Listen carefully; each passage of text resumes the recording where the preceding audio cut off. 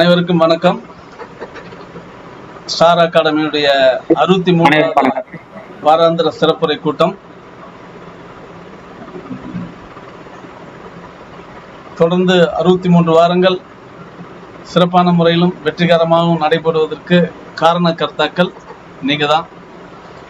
ஜோதிடத்தின் மீது இருக்கக்கூடிய உங்களுக்கு அந்த ஆர்வமும் தனியாத தாகமும் ஸ்டார் அகாடமியுடைய இந்த நிகழ்ச்சிகளை திறம்பட கொண்டு செல்வதற்கு எங்களுக்கும் ஊக்கமாகவும் அளிச்சிட்டு இருக்கு. இதுவரைக்கும் நடத்திய இந்த 62 நிகழ்ச்சிகளில் இந்த 63வது நிகழ்ச்சி ஒரு மகுடம் வைத்தார் போன்றது ஒரு நிகழ்ச்சி. நீண்ட நாள் ஐயாவுடைய இந்த நிகழ்ச்சி வேணும்னு நான் எதிர்பார்த்துட்டு இருந்தேன்.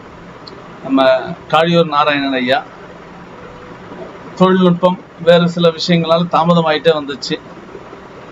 இறைவன் ஒரு அதிர்ஷ்டவசமான வாய்ப்பை ஏற்படுத்தி கொடுத்தார். ஜோதிடமும் மனோ தத்துவம் ஏன்னா யார் என்ன டாபிக்ல ரொம்ப சிறப்பாக பண்ணுவாங்கன்றது எனக்குள்ள சில பதிவுகள் இருந்துச்சு. அந்த வகையில் ஐயா இந்த டாப்பிக்கை ரொம்ப அருமையாக பண்ணுவாங்கன்றத நான் பல நேரங்களில் பார்த்துருக்கேன், உணர்ந்திருக்கேன்.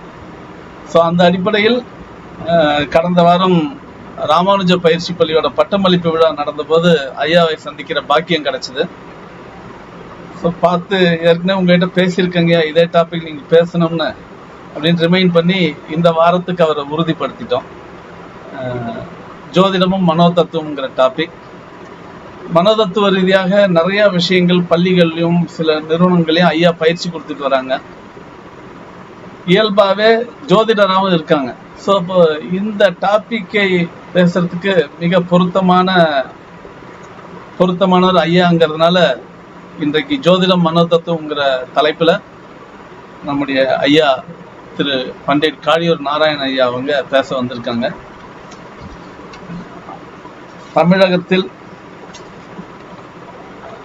தமிழகத்தில் அவங்க தெரியாதவங்க இருக்க மாட்டாங்க. அதுவும் குறிப்பாக ஜோதிடத்துறையில் இருக்கிறவங்களுக்கு அவங்களுடைய அறிமுகம் தேவையில்லை. ஏன்னா எல்லாருக்குமே நிச்சயம் தெரிஞ்சிருக்கும்.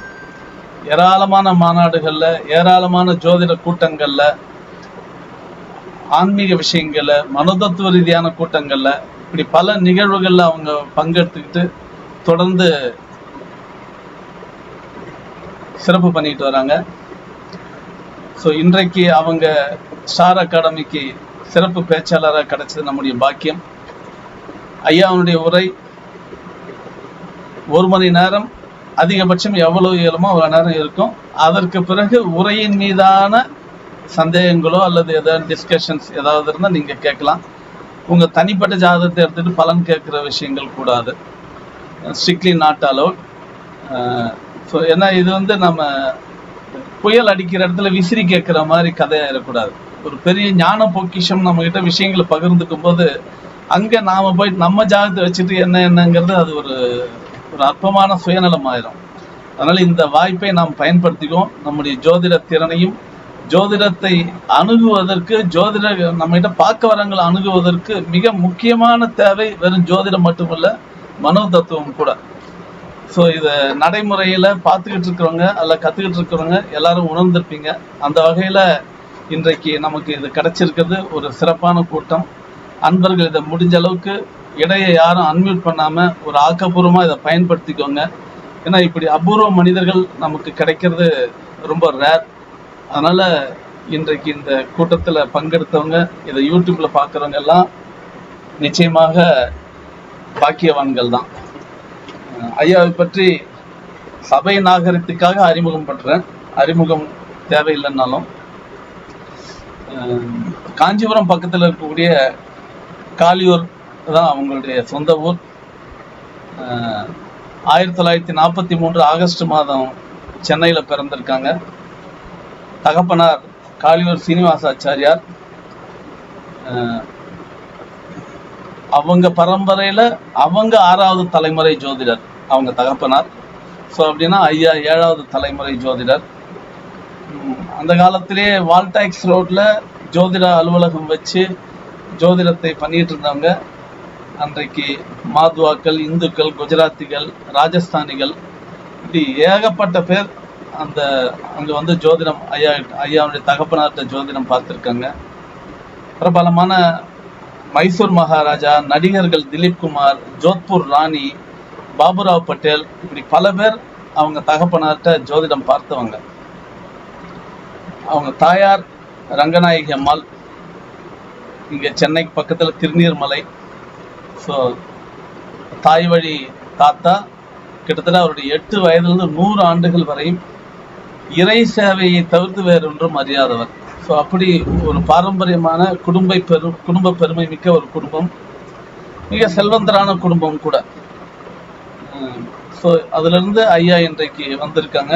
ஜோதிடம் எடுத்தெடுப்புலேயே ஐயாவை ஈர்க்கலனாலும் பத்திரிகையாளராக இருந்திருக்காங்க, தினமணி பத்திரிகையில் அசிஸ்டன்ட் எடிட்டராக இருந்திருக்காங்க, ஸ்கிரீன் பத்திரிகையில் இருந்திருக்காங்க. இப்போவும் நிறைய இடங்கள்ல ஜோதிடம் சம்பந்தம், மனோதத்துவம் சம்பந்தமாக பயிற்சி கொடுத்துட்டு இருக்காங்க. தமிழ்நாட்டில் அன்றைய காலத்தில் ஒரு லீடிங் ஜேர்னலிஸ்டாக இருந்திருக்காங்க. பத்திரிகை துறையிலேருந்து அப்புறம் மார்க்கெட்டிங் துறைக்கு போயிருக்காங்க. 1969 லயோலா கல்லூரியில் அன்றைய BA எக்கனாமிக்ஸ் பொலிட்டிக்கல் சயின்ஸ் முடித்தவங்க. ரொம்ப ஆச்சரியமான விஷயம், அவங்களுடைய அந்த வாலிப வயசுன்னு கூட சொல்ல முடியாது, 43 அப்படின்னா கிட்டத்தட்ட அவங்களுடைய 28வது வயசுல ஒரு புல்லட் எடுத்துக்கிட்டு சென்னையிலிருந்து த்ரூ அவுட் வேர்ல்டு புல்லட்லேயே சுற்றி இருக்காங்க.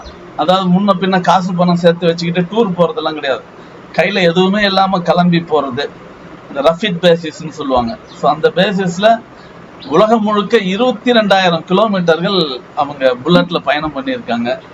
ஸோ நீண்ட நெடிய அனுபவம் உள்ளவங்க அவங்க இன்னைக்கு நமக்கு கிடைச்சிருக்காங்க. கொஞ்சம் மற்றவங்களாம் மியூட் பண்ணுங்க. யாரும் அர்ஜுன் பூங்கொடி மியூட் பண்ணுங்கம்மா. ஒரு பக்கம் புல்லட், இன்னொரு பக்கம் டென்னிஸ், இன்னொரு பக்கம் செஸ்ஸில் வெட்ரான் டோர்னமெண்ட் சாம்பியன், டென்னிஸில் சாம்பியன். ஸோ அவங்களுடைய வாலிப காலங்கள் எதையுமே வீணாகவோ பயனற்ற முறையிலோ இல்லாமல் ஒரு ஆக்கப்பூர்வமான விஷயத்தில் பண்ணியிருக்காங்க. அப்படி ஒரு செஸ் சாம்பியன் இன்னைக்கு தமிழ்நாட்டில் உலகளாவிய செஸ் ஒலிம்பியாட் நடக்கிற நேரத்தில் பேசுறது ரொம்ப பொருத்தமான ஒரு விஷயம். கிட்டத்தட்ட ஒரு 30-40 நிறுவனங்களில் வேலை பார்த்துருக்காங்க. எழுத்தாளர் சாண்டில்யன் ஐயாவுக்கு மிக நெருக்கமான ஒரு அன்பர். எழுத்தாளர் சாண்டில்யன் ஐயாவுக்கு மிக நெருக்கமான நண்பர். நாகையா, கேமராமேன் வின்சென்ட், ஹிமாய் கோஷ், இப்படி பல அன்பர்களோட நெருக்கமான தொடர்பு இருந்தவங்க. இவங்கெல்லாம் தினமும் ஈவினிங்ல டி நகர்ல சந்திக்கக்கூடிய அந்த சமவயது கால அன்பர்கள். பெரிய ஒரு பாரம்பரியமான குடும்பம். ஸோ அவங்க சாண்டில்யன் இவங்களை வந்து நீங்கள் ஒரு மிகப்பெரிய இன்டெலிஜென்ட். அப்படி தமிழ்நாட்டில் ஒரு விஷயம் என்னன்னா, பேனா பிடிச்சவங்க தரித்திரம் ஆயிட்டாங்க, அதனால் நீங்கள் கொஞ்சம் மாற்றி ஏதாவது யோசிங்கன்னு சொன்னதின் அடிப்படையில் ஐயா அதுக்கப்புறம் பேரி கன்ஃபெக்ஷனரி நிறுவனத்தில் உத்தியோகத்துக்கு போகிறாங்க. ஜோதிடம் ஏன்னா குடும்பம் 6 தலைமுறை ஜோதிடம்ன்றதுனால இதை யாரும் கற்றுக் கொடுத்து வர்றதில்லை. தூங்கினா ஜோதிடம், முடிச்சா ஜோதிடம், வீட்டில் பேசினா ஜோதிடம் என்பது அந்த துறை இயல்பாகவே அவங்களுடைய விஷயங்களை ஊறி இருக்கு. அதோடு அவங்க கடந்து வந்த அனுபவங்களை வைத்து மனோதத்துவத்தோடு பொருத்தி இன்றைக்கு நம்ம முன்னாடி ஜோதிடம் மனோதத்துவங்கிற டாப்பிக்கில் பேச வந்திருக்காங்க. அறிமுகத்துக்காக நான் நீண்ட நேரம் எடுத்துக்க விரும்பல. நம்ம ஸ்டார் அகாடமி என்னுடைய வீட்டில் தான் ஐயா இன்றைக்கு பேச வந்திருக்காங்க. ஐயாவுக்கு வழிவிட்டு ஐயாவுடைய உரையை துவக்க ஐயாவை வருமாறு அன்போடு கேட்டுக்கொள்கிறேன். நன்றி, வணக்கம்.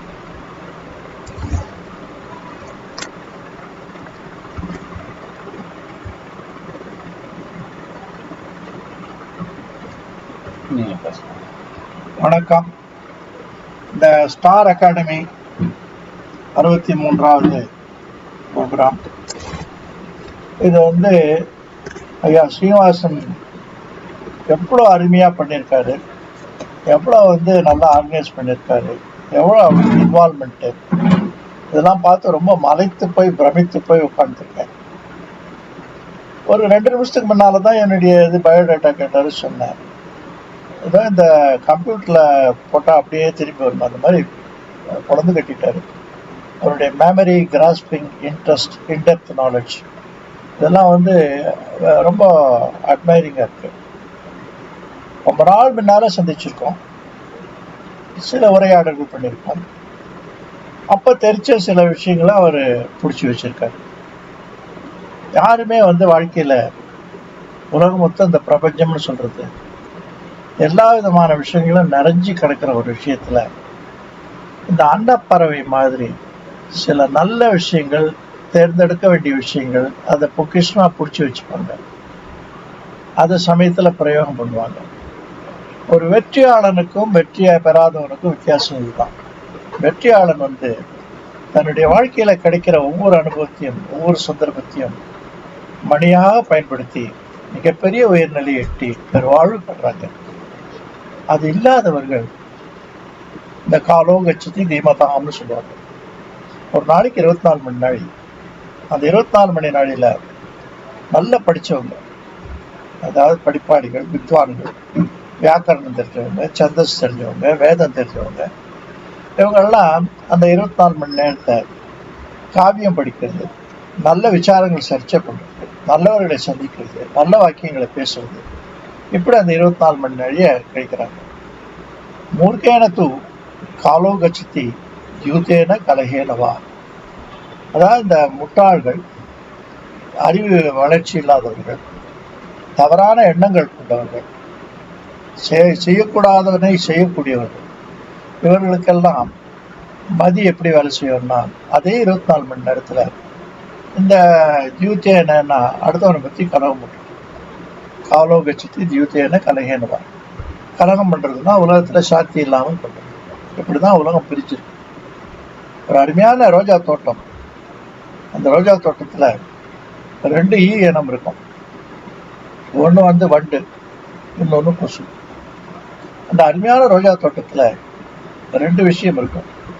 ஒண்ணு அற்புதமான நல்ல நறுமணம் கொடுக்கக்கூடிய ஒரு ஃப்ரேக்ரன்ட் நிறைஞ்ச, பார்க்கறதுக்கே ரம்யமான, எல்லோரும் விரும்பக்கூடிய, எல்லோரும் போற்றக்கூடிய ஒரு ரோஜா மலர்.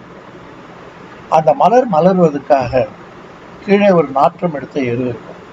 இது 2 இருக்கிறது ஒரே தோட்டத்துல. அதே தோட்டத்துல 2 ஈ இனம் இருக்கும்.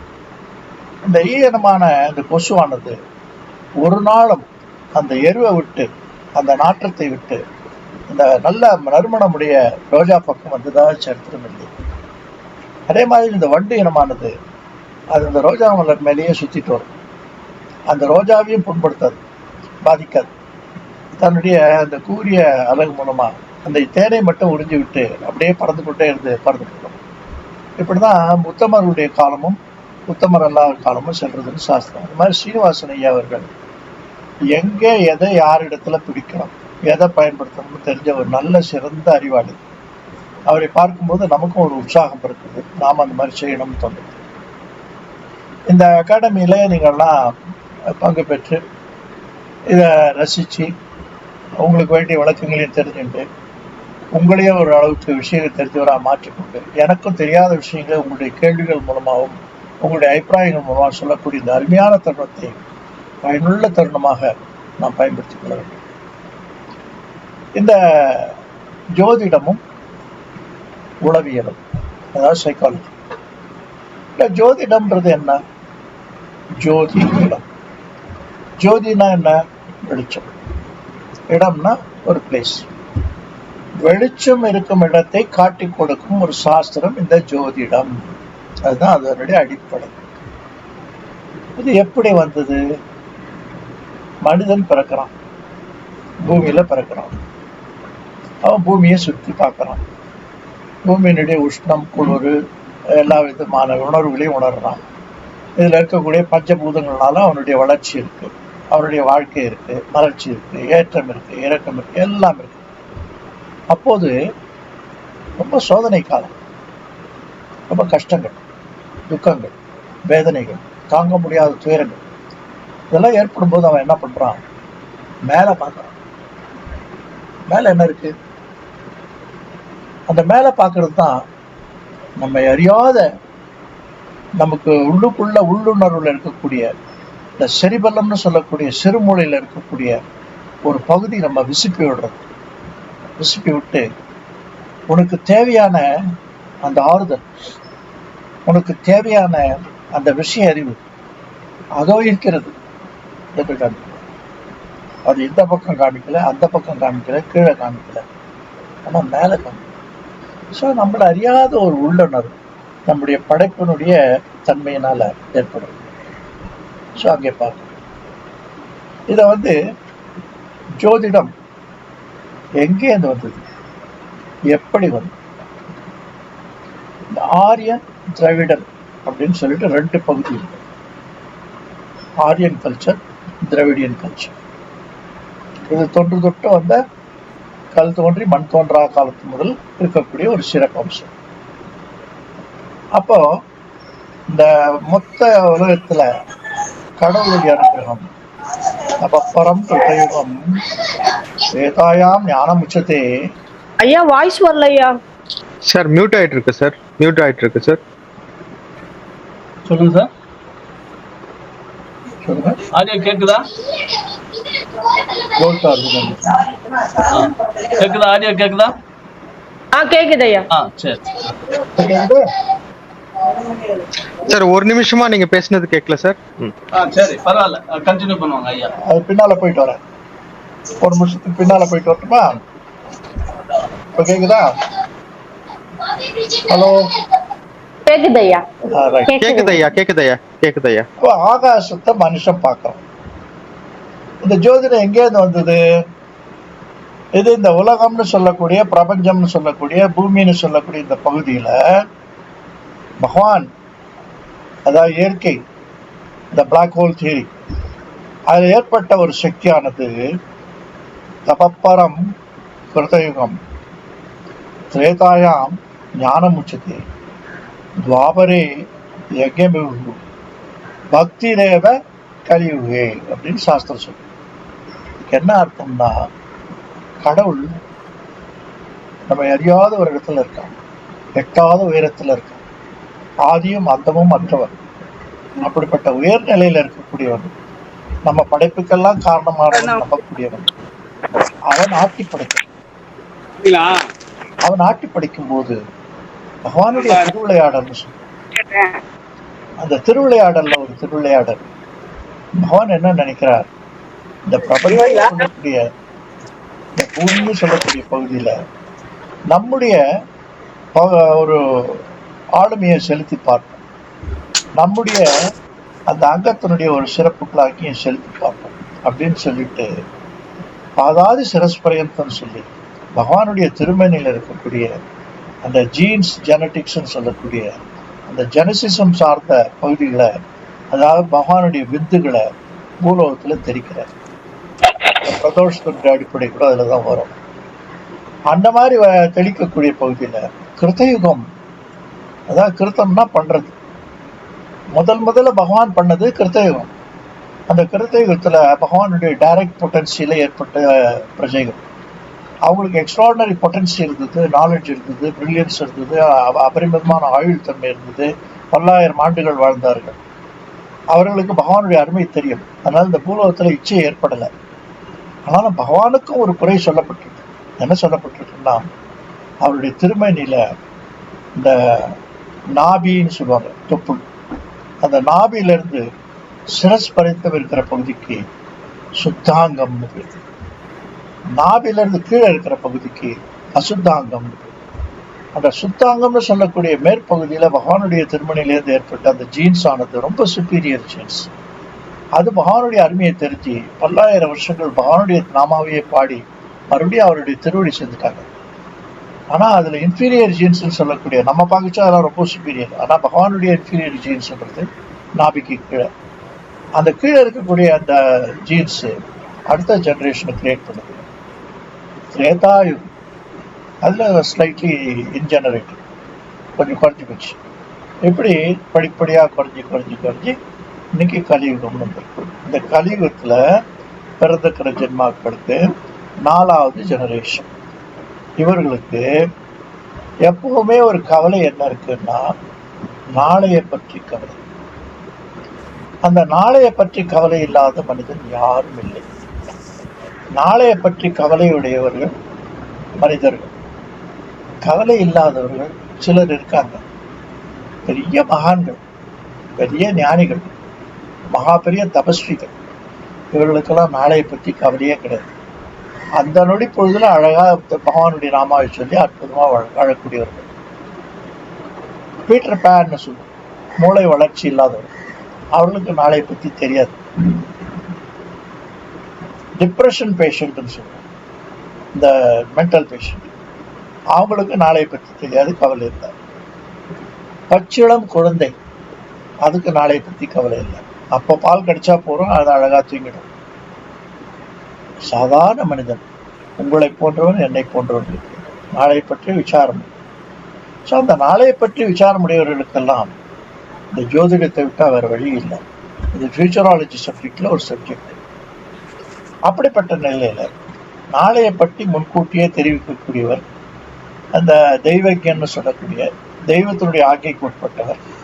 பகவான் ஜெகத் சர்வம் மத்ராதீனம் மனுஷ கதாம் சொல்லி மனுஷனான நமக்கு அந்த மனுஷ சக்தியில பகவானுடைய அனுகிரகத்தை பூர்த்தி சில நல்ல விஷயங்களை முன்கூட்டியே தெரிவிக்கிற அறிவு இருக்கு. இதுல ஜோதிட சாஸ்திரம், வானிலை சாஸ்திரம், இன்ட்யூஷன் பவர், பிரெயின் பவர், ரோகாச்சார ஞானம், ஆச்சாரம், அனுஷ்டானம், நியம நிஷ்டி, இப்படி பலது சேர்ந்தாதான் ஒரு முழு ஜோதிடனாக உருவாக முடியும், பயனுள்ள ஜோதிடனாக உருவாக முடியும். அப்படிப்பட்ட நிலைப்பாட்டில் இந்த பூலோகத்தில் இந்த ஜீன்ஸ் எல்லாம் படித்தார். அதில் சில ஜன தொகை இருக்குது. இப்போ நம்ம முதல் 3 யுகத்தை பற்றி பேசுறதுக்கு நமக்கு தேவையும் இல்லை, அதுக்கு அருகதையும் இல்லை. கலியுகத்தினுடைய ஆரம்பத்தில் என்ன நடந்ததுன்றதை பற்றி தான் ஆரம்பித்து ஜோசியம் எப்படி வந்ததுன்னு பேச போகிறோம். இந்த கலியுக ஆரம்பத்தில் மக்கள்லாம் இருந்தாங்க, காட்டு மிராண்டிகளாக இருந்தாங்க, உணவுக்காக வேட்டையாடுவாங்க, தங்களை பாதுகாத்துப்பாங்க, இருள்னா பயம், மேலே பார்த்தா பயம், இப்படியெல்லாம் மனுஷனுடைய வாழ்க்கை தன்மை இருந்தது.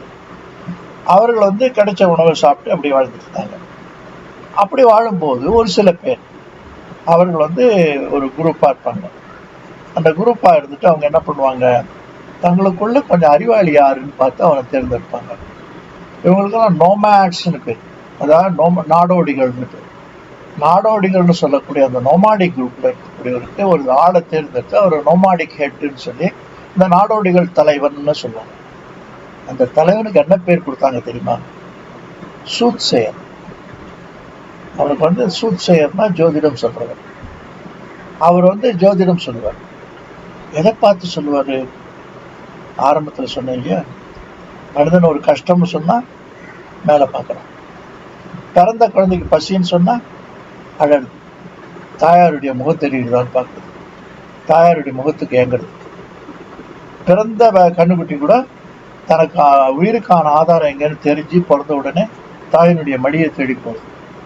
அதே மாதிரி மனுஷனானுடன் தனக்கு வாழ்வாதாரம் எங்க இருக்குன்னு தெரிச்சு மேல பார்க்கணும்.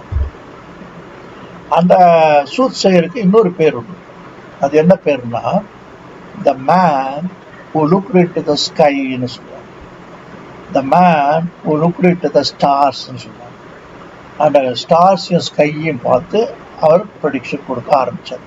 இதுதான் ஃபர்ஸ்ட் பர்த் ஆஃப் அஸ்ட்ராலஜி. அந்த அஸ்ட்ராலஜியில ரஷ்யான்ற ஒரு பகுதி இருக்கு. அந்த பகுதியில் போறவங்களுக்கு the gypsy vanishes into the blue அப்படின்னு சொல்லுவாங்க. இது கிட்டத்தட்ட அந்த நோமாடிக் கேட்டு மாதிரி தான். ஜிப்சின்னு சொல்லக்கூடியவர்கள் இந்த நாடோடிகள், குருவிக்காரர்கள்னு நம்ம சொல்லுவோம். அவர்கள் தான் மிகப்பெரிய ஜோதிட ஆற்றல் உடையவர்கள். பன்னர்கள்னு இருந்தாங்க. திருப்பண்ணாழ்வார்லாம் அவருடைய வம்சத்தை சேர்ந்தவங்க தான். அந்த பன்னர்கள் இசையை வாசிப்பாங்க. இசை வாசிச்சுட்டே நல்ல காலம் பிறக்கிறதுன்னு சொல்லுவாங்க. உங்களுடைய வாழ்க்கையினுடைய எதிர்காலத்தை சொல்லுவாங்க. உங்கள் ஜாதகத்தை கடிச்சு கொடுப்பாங்க. உங்களுக்கு நல்ல ஒரு தக்க ஜோதிட அறிவுரையாளராக இருப்பாங்க. அப்படிப்பட்டவர்கள் பண்டம். அழகான பாட்டுக்கள் மூலமாக அவர் நம்முடைய வாழ்க்கையினுடைய விளக்கங்களை அழகாக விளக்கி சொல்லுவாங்க. இதை தொடர்ந்து தான் ஜிப்சின்னு சொல்லக்கூடிய குருவிக்காரர்கள் சொல்லக்கூடிய இந்த குறவஞ்சி போன்றவைகள்லாம் ஏற்பட்டு ராஜாக்களுக்கும் ராணிமார்களுக்கும் ஜோதிடம் சொல்ல ஆரம்பிச்சாங்க, கைரேகை சொல்ல ஆரம்பிச்சாங்க. இந்த கைரேகை சொல்ல எப்போ ஆரம்பிச்சாங்களோ அப்பதான் இந்த ஜோதிடம்னு சொல்லக்கூடியது it has branched out from astrology to psychology. இந்த அஸ்ட்ராலஜின்றது ஒரு பகுதி, சைக்காலஜின்றது ஒரு பகுதி. சைக்காலஜின்னா என்ன அர்த்தம்னா பிசியாலஜி, பிசிக், நம்முடைய பாடி. இந்த பாடியினுடைய பிசியாலஜின்னு சொல்லுது. இந்த பிசியாலஜின்னு சொல்லக்கூடியதை வச்சுட்டு தான் சைக்காலஜின்னு சொல்லுது. இந்த சைக்காலஜிக்கும் இந்த பிசியாலஜிக்கும் இந்த ஹியூமன் அனாட்டமிக்கல் லாங்குவேஜுக்கும் பாடி லாங்குவேஜுக்கும் யார் முதல்ல பிறப்பு கொடுத்தாங்கன்னா சாமுத்திரராஜன் சொல்லக்கூடிய சமுத்திரராஜன். அந்த சாமுத்திரராஜனால எழுதப்பட்ட அந்த சாஸ்திரத்துக்கு தான், அந்த ஹியூமன் அனாட்டமி லாங்குவேஜுக்கு தான், அந்த ஹியூமன் பிஹேவியரல் பேட்டர்ன் சொல்றதுக்கு தான் இந்த ஜோதிட சாஸ்திரத்துல இந்த பிசியாலஜி பிளண்ட்னு சொல்லுவோம். Blend of physiology and psychology. அஜாரு பாகுவா இருக்கான்னு சொல்லுவோம். அந்த அஜாரு பாகுன்னு சொல்றது அதாவது சிரஸ்பரியத்தம், அதாவது கால் முதல் உச்சந்தலை வரைக்கும் இருக்கக்கூடிய ஒவ்வொரு பகுதியும் நம்மை பற்றி முழுசாக தெரிவிக்கிறது. நாம் தான் அதை அறியறதில்லை. இந்த காலத்தில் நீங்கள் கேள்விப்பட்டிருப்பீங்க, முகலாய மன்னர்கள் தான் ஒரு ராணியினுடைய முகத்தை பார்க்க முடியாது, அலோவ் பண்ண மாட்டாங்க. அதில் நிறைய கதைகள் உங்களுக்கு தெரிஞ்சிருக்கும், எப்படி அந்த சித்திரம் வரைஞ்சாலும் அந்த மாதிரி கதைகள்லாம் இருக்குது. அவங்க என்ன பண்ணுவாங்க, இந்த அனாட்டமி லாங்குவேஜுக்கு அவங்க முடியலன்னு ஒரு சின்ன சிகை எடுத்து கொடுத்தா போதும், அவங்க ஜாதகத்தையே கிடைச்சிடுவாங்க. அவ்வளோ விஷயம் இதில் அடங்கிருக்கு. அப்போ இது எதுலேருந்து வந்திருக்குன்னா, சுக்கிரன் சூரியன் போன்ற நவகிரகங்கள்லேருந்து வந்ததை விட மனுஷனுடைய அந்த உடல் ஆற்றல்லேருந்து வந்திருக்கு. உடல் ஆற்றல் எது சம்மந்தப்பட்டதுன்னா உள்ளம் சம்மந்தப்பட்டது. அந்த உள்ளம் சம்மந்தப்பட்டது தான் சைக்காலஜின்னு சொல்லி இந்த சைக்காலஜின்றது அது ஏற்படுது. சாமுத்திரராஜனால் எழுதப்பட்ட அந்த சாஸ்திரத்துக்கு என்ன பேர் கொடுத்தாங்கன்னா சாமுதிரிகா லட்சணம்னு கொடுத்தாங்க. சாமுதிரிகா லட்சணம்னு சொல்றது ஒரு மனுஷனுடைய அங்க அவயங்களை பற்றி முழுசாக நமக்கு தெரிவிக்க ஒரு அற்புதமான விளக்க ஜோதிடம். ஒரு மனுஷனுக்கு எப்படிப்பட்ட சரீரம் இருக்கணும், எப்படிப்பட்ட சரீரம் இருக்கணும், எப்படிப்பட்ட கண்கள் இருக்கணும், எப்படிப்பட்ட காதுகள் இருக்கணும், மூக்கு எப்படி இருக்கணும், செவி எப்படி இருக்கணும், வாய் எப்படி இருக்கணும், அந்த கழுத்து பகுதி எப்படி இருக்கணும், இடுப்பு பகுதி எப்படி இருக்கணும், இதெல்லாம் சொல்லணும். இதெல்லாம் ராஜலட்சணம். ராஜலட்சணத்துக்கு ரெண்டு விஷயம் முக்கியமாக சொல்லப்படும். ஒன்று ப்ராட் ஃபோர்ஹெட். இந்த ஃபோர்ஹெட்னு சொல்லக்கூடிய பகுதி ப்ராடாக.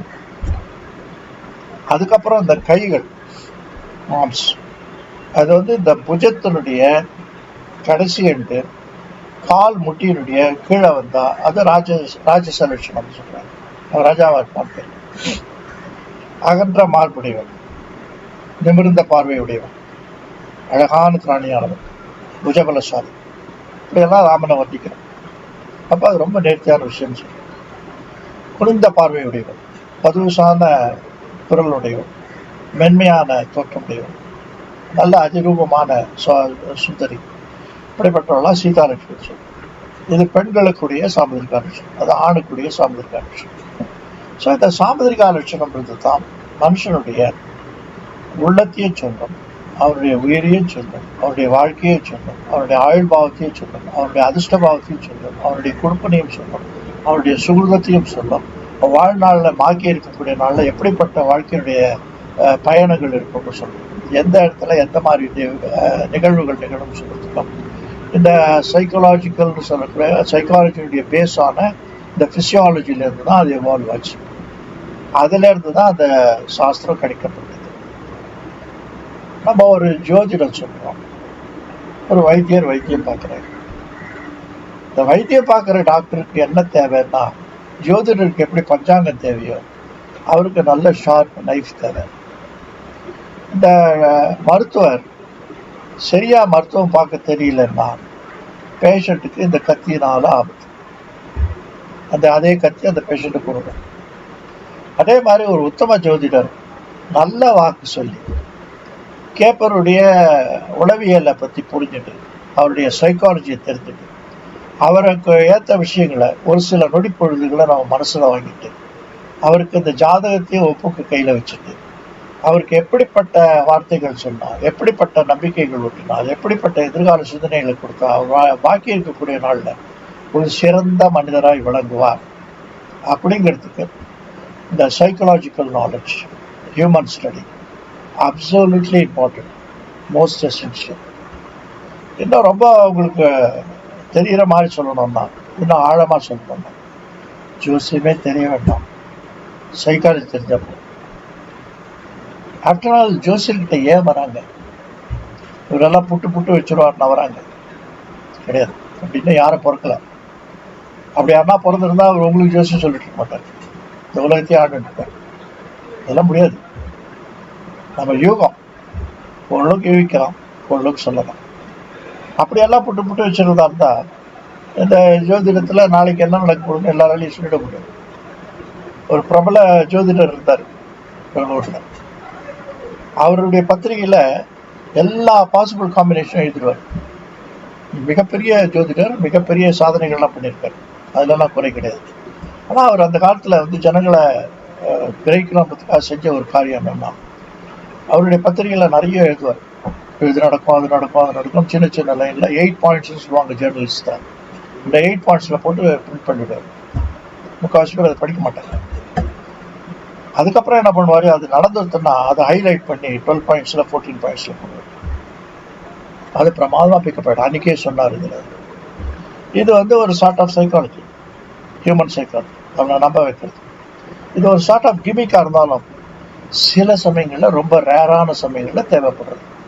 அதையும் பயன்படுத்துவது. ஏன்னா இப்போது ஜோசியம் கேட்குறவங்களுக்கு ஜோசிய நாலேஜ்லாம் கிடையாது, இருக்கணும்னு அவசியம் இல்லை.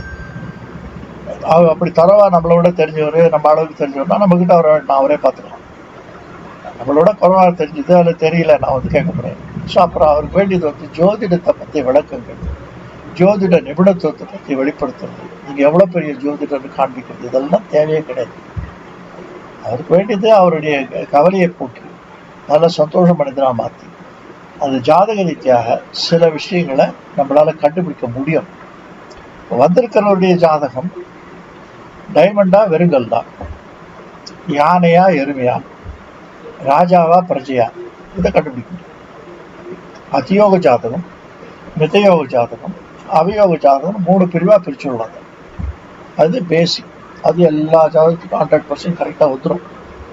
ரொம்ப ரொம்ப ரேர் தான் அது தப்பாக போகிறது. தப்பாக போகிறதுனா ஜாதகம் சரியாக இல்லாமல் இருக்கலாம், அல்லது நீங்கள் சரியான மூடில் இல்லாமல் இருக்கலாம், ஃபுல் ஸ்டடி பண்ணாமல், இப்படி சில எரர் எலிமெண்ட்ஸ் இருக்குது.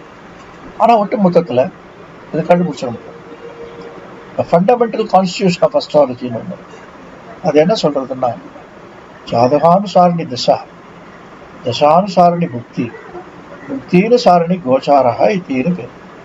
அப்போ என்ன அர்த்தம்னா, ஒரு ஜாதகத்தில் அவனுடைய கிரகங்களுடைய அமைப்பு எப்படி இருக்குது அப்படிங்கிறது அந்த ஜாதகத்தை டிட்டர்மினேஷன் பண்ணுறது. Size of horoscope, quality of horoscope, அதனுடைய பொட்டன்ஷியல் ஆஃப் ஹாரோஸ்கோப், இதெல்லாம் வந்து ஸ்டடி பண்ணுறது கிரகச்சாரம்னு சொல்லக்கூடிய, கிரகாச்சாரம்னு சொல்லக்கூடிய, அவன் பிறந்த நேரத்தில் ஏற்படக்கூடிய அந்த ரெக்கார்டிங் சிஸ்டம் ஆஃப் ஹாரோஸ்கோபிக்கல் சார்ட். ஹாரோஸ்கோப்ன்றது ஒரு கிரேக்க வார்த்தை, ஹோரோஸ்கோப்பின்னு. ஹோரோனா ஒரைசன், ஸ்கோப்பின்னா ரெக்கார்டிங்.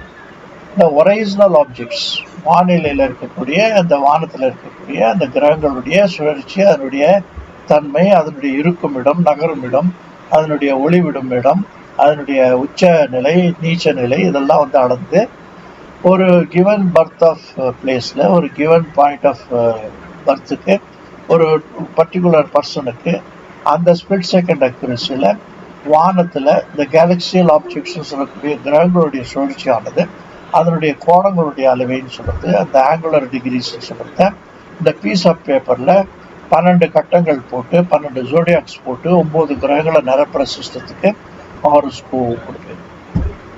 ரொம்ப பேர் என்ன நினச்சிக்கிறாங்க, ஹாரோஸ்கோப்னா ப்ரெடிக்ஷன். ப்ரெடிக்டிவ் அஸ்ட்ராலஜி வேறு, ஹாரோஸ்கோப் வேறு. ஹாரோஸ்கோப்ன்றது சயின்ஸ்.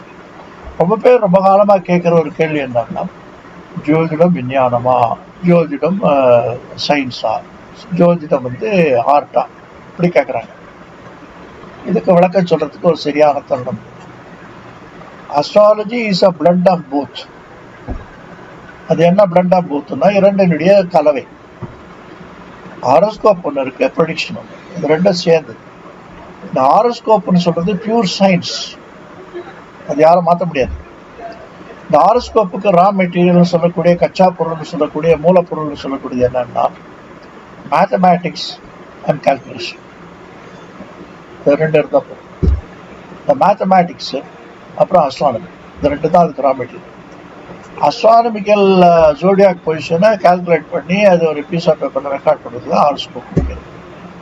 அது பண்ணியாச்சுன்னா அவன் இந்த பூர்வ ஜென்மத்துல இருந்து மாதா முக்கேன புத்தா முக்கேன பூர்வ ஜென்மேன ததா காலக்கிரமேனு சொல்லி 4 எனர்ஜி சோர்ஸில் அந்த ஸ்பிளிட் செகண்ட் அக்யூரசியில் அது மொத்தமாக சேர்ந்து ஒரு காம்பினேஷன் அவுட்புட் கிடைக்கிறது. சைக்காலஜியில் என்ன சொல்லுவாங்கன்னா, every chip has got 22 legs. இந்த பக்கம் 11, அந்த பக்கம் 11. ஸோ இந்த 11 22 சிப்ஸ் இருக்கு. 22 சிப்ஸில் தான் entire computer system is operated. அந்த கம்ப்யூட்டர் சிஸ்டத்தில் 2 தான் இருக்குது மேத்தமெட்டிக்ஸில். ஒன்று ப்ளஸ், ஒன்று மைனஸ். இது உண்டு, இது இல்லை, அவ்வளோதான். அதை வச்சுட்டு தான் கம்ப்யூட்டரே இயங்குறது உலகம் மொத்தம். அப்படிப்பட்ட ஒரு சிஸ்டத்தில் இந்த மேத்தமேட்டிக்ஸையும் அஸ்ட்ரானமி வச்சுட்டு ஸ்பிளிட் செகண்ட் அக்யூரசிக்கு for a given path in a given point of place in a given time horoscopical study is made, and they are printed and charted in a piece of paper with 12 zodiacs and 9 planets. இதுதான் ஹாரோஸ்கோபிக். இது வரைக்கும் அது science. சரி, இது சயின்ஸ்ன்னு சொல்கிறேன், ஃபிக்ஸடுன்னு சொல்கிறேன். இது வந்து யாரும் மாற்ற முடியாதுன்னு சொல்கிறேன். ஆனால் திருக்கணிதம்ன்றாங்க, வாக்கியம்னு சொல்கிறாங்க, இன்னும் எத்தனையோ சிஸ்டம் சொல்கிறாங்க, லஹரி சிஸ்டம் சொல்கிறாங்க, கிருஷ்ணமூர்த்தி பദ്ധதின்னு சொல்கிறாங்க. இப்போ ஏராளமாக இருக்கே, அதில் வித்தியாசம் உண்மை. நல்ல கேள்வி, நியாயமான கேள்வி. யார் எந்த சிஸ்டம் சொன்னாலும் உங்களுக்கு விஞ்ஞானப்படிக்கு அந்த பர்டிகுலர் பாயிண்ட் ஆஃப் பிளேஸில் பர்டிகுலர் டயத்தில் அந்த வானிலையில் என்ன இருக்குன்னு ரெக்கார்ட் பண்ணுற சிஸ்டம் தான். நீ அடாப்ட் பண்ணுற சிஸ்டம் தப்பாக இருக்கலாம், அடாப்ட் பண்ணுற முறை தப்பாக இருக்கலாம், அடாப்ட் பண்ண தெரியாமல் இருக்கலாம், அறகுறையாக இருக்கலாம். எது எப்படி இருந்தாலும் அல்டிமேட்டாக it boils down to the recording of astronomical subjects. இதில் திருக்கணிதம், வாக்கியம், இந்த பேர்லேயே அது விளக்கம் சொல்லும். திருத்தி கணிக்கப்பட்டது திருக்கணிதம், வழக்கியலில் வந்தது வாக்கியம். நான் ஆரம்பத்தில் சொன்னேன் இல்லையா, இந்த நோமாடிக் குரூப்ஸ், நாடோடிகள், அவங்க தான் ஃபர்ஸ்ட் இது யூஸ் பண்ணாங்க. அதுக்கு தான் உழவு பஞ்சாங்கம், பெசன்ட்ஸ் ஆல்மனக். அந்த பெசன்ட்ஸ் ஆல்மனக்கில் என்ன பண்ணிருக்காங்கன்னா, இந்த உழவு சார்ந்த விஷயம், அது வானிலை பொறுத்து தான் நம்முடைய உழவு இருக்கு. ஸோ எப்போ பயிரிடணும், ஆடி தேடி விதை அப்படின்பாங்க. ஆடி தேடி விதைன்னா என்ன, ஆடி மாதத்தில் விளைச்சாதான் விளையும், மற்ற மாதத்துலாம் செடியெல்லாம் செத்து போயிடும் அர்த்தமா? இல்லை, மற்ற மாதத்துலாம் விளைச்சது நல்லா விளையலாம், ஆடியில் விளைச்சது விளையாமல் போகலாம். அது அந்த சீட்ஸ் பொறுத்தது, இன்னைக்கு பராமரிக்கிறத பொறுத்தது, மண்ணை பொறுத்தது, மழையை பொறுத்தது எல்லாம் இருக்குது. அதே மாதிரி தான் இந்த ஆடி மாதம்ன்றது வந்து விதைக்கு ரொம்ப சிறந்த மாதம். அதை சொல்கிறது யார்? இந்த வானிலை பஞ்சாங்கம். அதுதான் வந்து பாம்பு பஞ்சாங்கம் 28ஆம் நம்பர், அதுதான் ஃபஸ்ட்டு. அது உழவர் இருக்கா, அதுக்கு தான் யூஸ் பண்ணுவாங்க. அதை தவிர அந்த காலத்தில் எதுக்கு யூஸ் பண்ணாங்கன்னா, கோயிலில் பண்ணுவாங்க. கோயிலில் என்னென்ன விசேஷம் இருக்குது அதுக்கு வாக்கியம் தான் நிறைய யூஸ் பண்ணுறாங்க. மகரிஷிகளால் சொல்லப்பட்டது வழக்கியில் இருந்து கன்வென்ஷனல் பஞ்சாங்கம், ஃபேனட்டிக் பஞ்சாங்கம்னு பேர். அதை வந்து யூஸ் பண்ணுவாங்க. அப்போ எதை யூஸ் பண்ணாலும் ப்ரெடிக்டிவ் அஸ்ட்ராலஜிக்குன்றது திருக்கணிதம் ரொம்ப ஏற்புடையது. படித்தவங்க, சயின்ஸுக்கு ஒத்துக்கிறவங்க. சரி, திருத்திதுன்னு சொல்றியா, அது என்னையா திருத்திதுன்னு அவர் கேட்குறாரு. இது ஒரு நல்ல கேள்வி. இது எதை திருத்திதுன்னா, எல்லா கிரகங்களும் இங்கேயும் ஓடும், சுத்தம். Every planet has got fixed definite rotation. அந்த ஃபிக்ஸட் டெஃபினட் ரொட்டேஷனில் பர்டிகுலர் வெலாசிட்டியில் பர்டிகுலர் ஸ்பீடில் அது சுழண்டுட்டே இருக்கு, அது மாறுறதில்லை. ஆனால் இந்த சந்திரன் சொல்கிறோம் இல்லையா, இந்த சந்திரன் தான் மதிக்காரக்கன், சித்தக்காரக்கன், ஞானக்காரக்கன், மாத்திருக்காரக்கன். அதுதான் கண்ட்ரோலர் ஆஃப் அவர் பிரெயின். அன்னையனுடைய கருவில் குழந்தை உருவாகும் போது இந்த ஃபிசிக்கல், மெட்டபிசிக்கல், மெட்டபாலிக் ஆஸ்பெக்ட்ஸ்ன்னு சொல்லக்கூடிய சரீரம் சம்பந்தமான physical and flesh and bones and blood, இதெல்லாம் வந்து they are all ingenerated by the solar energy. சூரியனுடைய சக்தி. அந்த சூரியனுடைய சக்தி தான் என்ன சொல்றாங்கன்னா, சூரியனை கொண்டு தான் லக்னம் கணிக்கும். அந்த லக்னம்ன்றது வந்து சரீரம் சாத்துனது. அந்த லக்னம் சரீரம் சாத்துனா என்ன? பிசிக்கல் பத்தி பேசுறதெல்லாம் ஸ்டார்ஸ் சூரியன் தான், அதனுடைய பவர் தான். சந்திர லக்னம் ஜீவிதம். சந்திர லக்னம்ன்றது வந்து சந்திரனுடைய அபேட்சையில அந்த ஜீவிதம் சொல்லக்கூடிய உயிர்.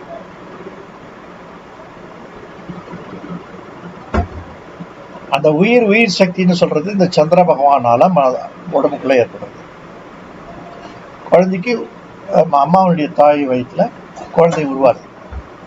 அந்த குழந்தை உருவாச்சு, அதுக்கு வந்து இந்த சூரியனுடைய சக்தி உடல் சக்தியை கொடுத்துருது, flesh and body and bones. அது வந்து என்ன பண்றது, ஒரு லம்ப் ஆஃப் ஃப்ளஷ் அது மட்டும் இருந்தா போர்மன்னா போறாது. ஒரு டெடி பேர் ரோட்ல வைக்கலாம், நல்லா இருக்கு, குழந்தைங்களாம் விரும்புறது, நம்ம வாங்கி வச்சுக்கோம். பெரியவங்க கூட படிக்கல பக்கத்தில் வச்சுக்கிறாங்க, ஒரு செல்ஃப் ஆஃப் கான்ஃபிடன்ஸ். அது என்னன்னா, அது வந்து ஆடுறது இல்லை, அசங்குறது இல்லை. ஆனால் அதுக்குள்ள ஒரு செல் போடுங்க, அது ஆடும், அசங்கும், கை காலெலாம் ஆட்டும், வேடிக்கையாக இருக்கும். ஸோ அந்த உயிர் சக்தி எது கொடுத்ததுன்னா அந்த செல்லு.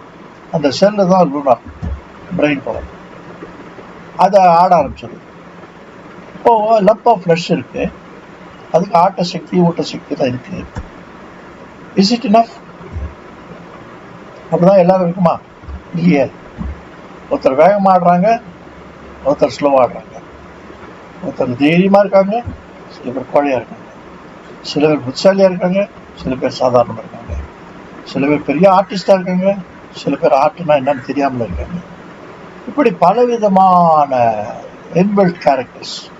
இது எல்லாமே உருவாகிறதுக்கு தாயினுடைய கருவில் அந்த குழந்தை உருவாகும் போது அது மொத்தம் அதுக்கு வந்து இந்த கிரகங்களுடைய பவர்னால இன்ஜெனரேட் ஆகுது. அதில் வந்து இந்த சூரியன் பாடியை கொடுக்குறது, சந்திரன் மூளையை கொடுக்குறது.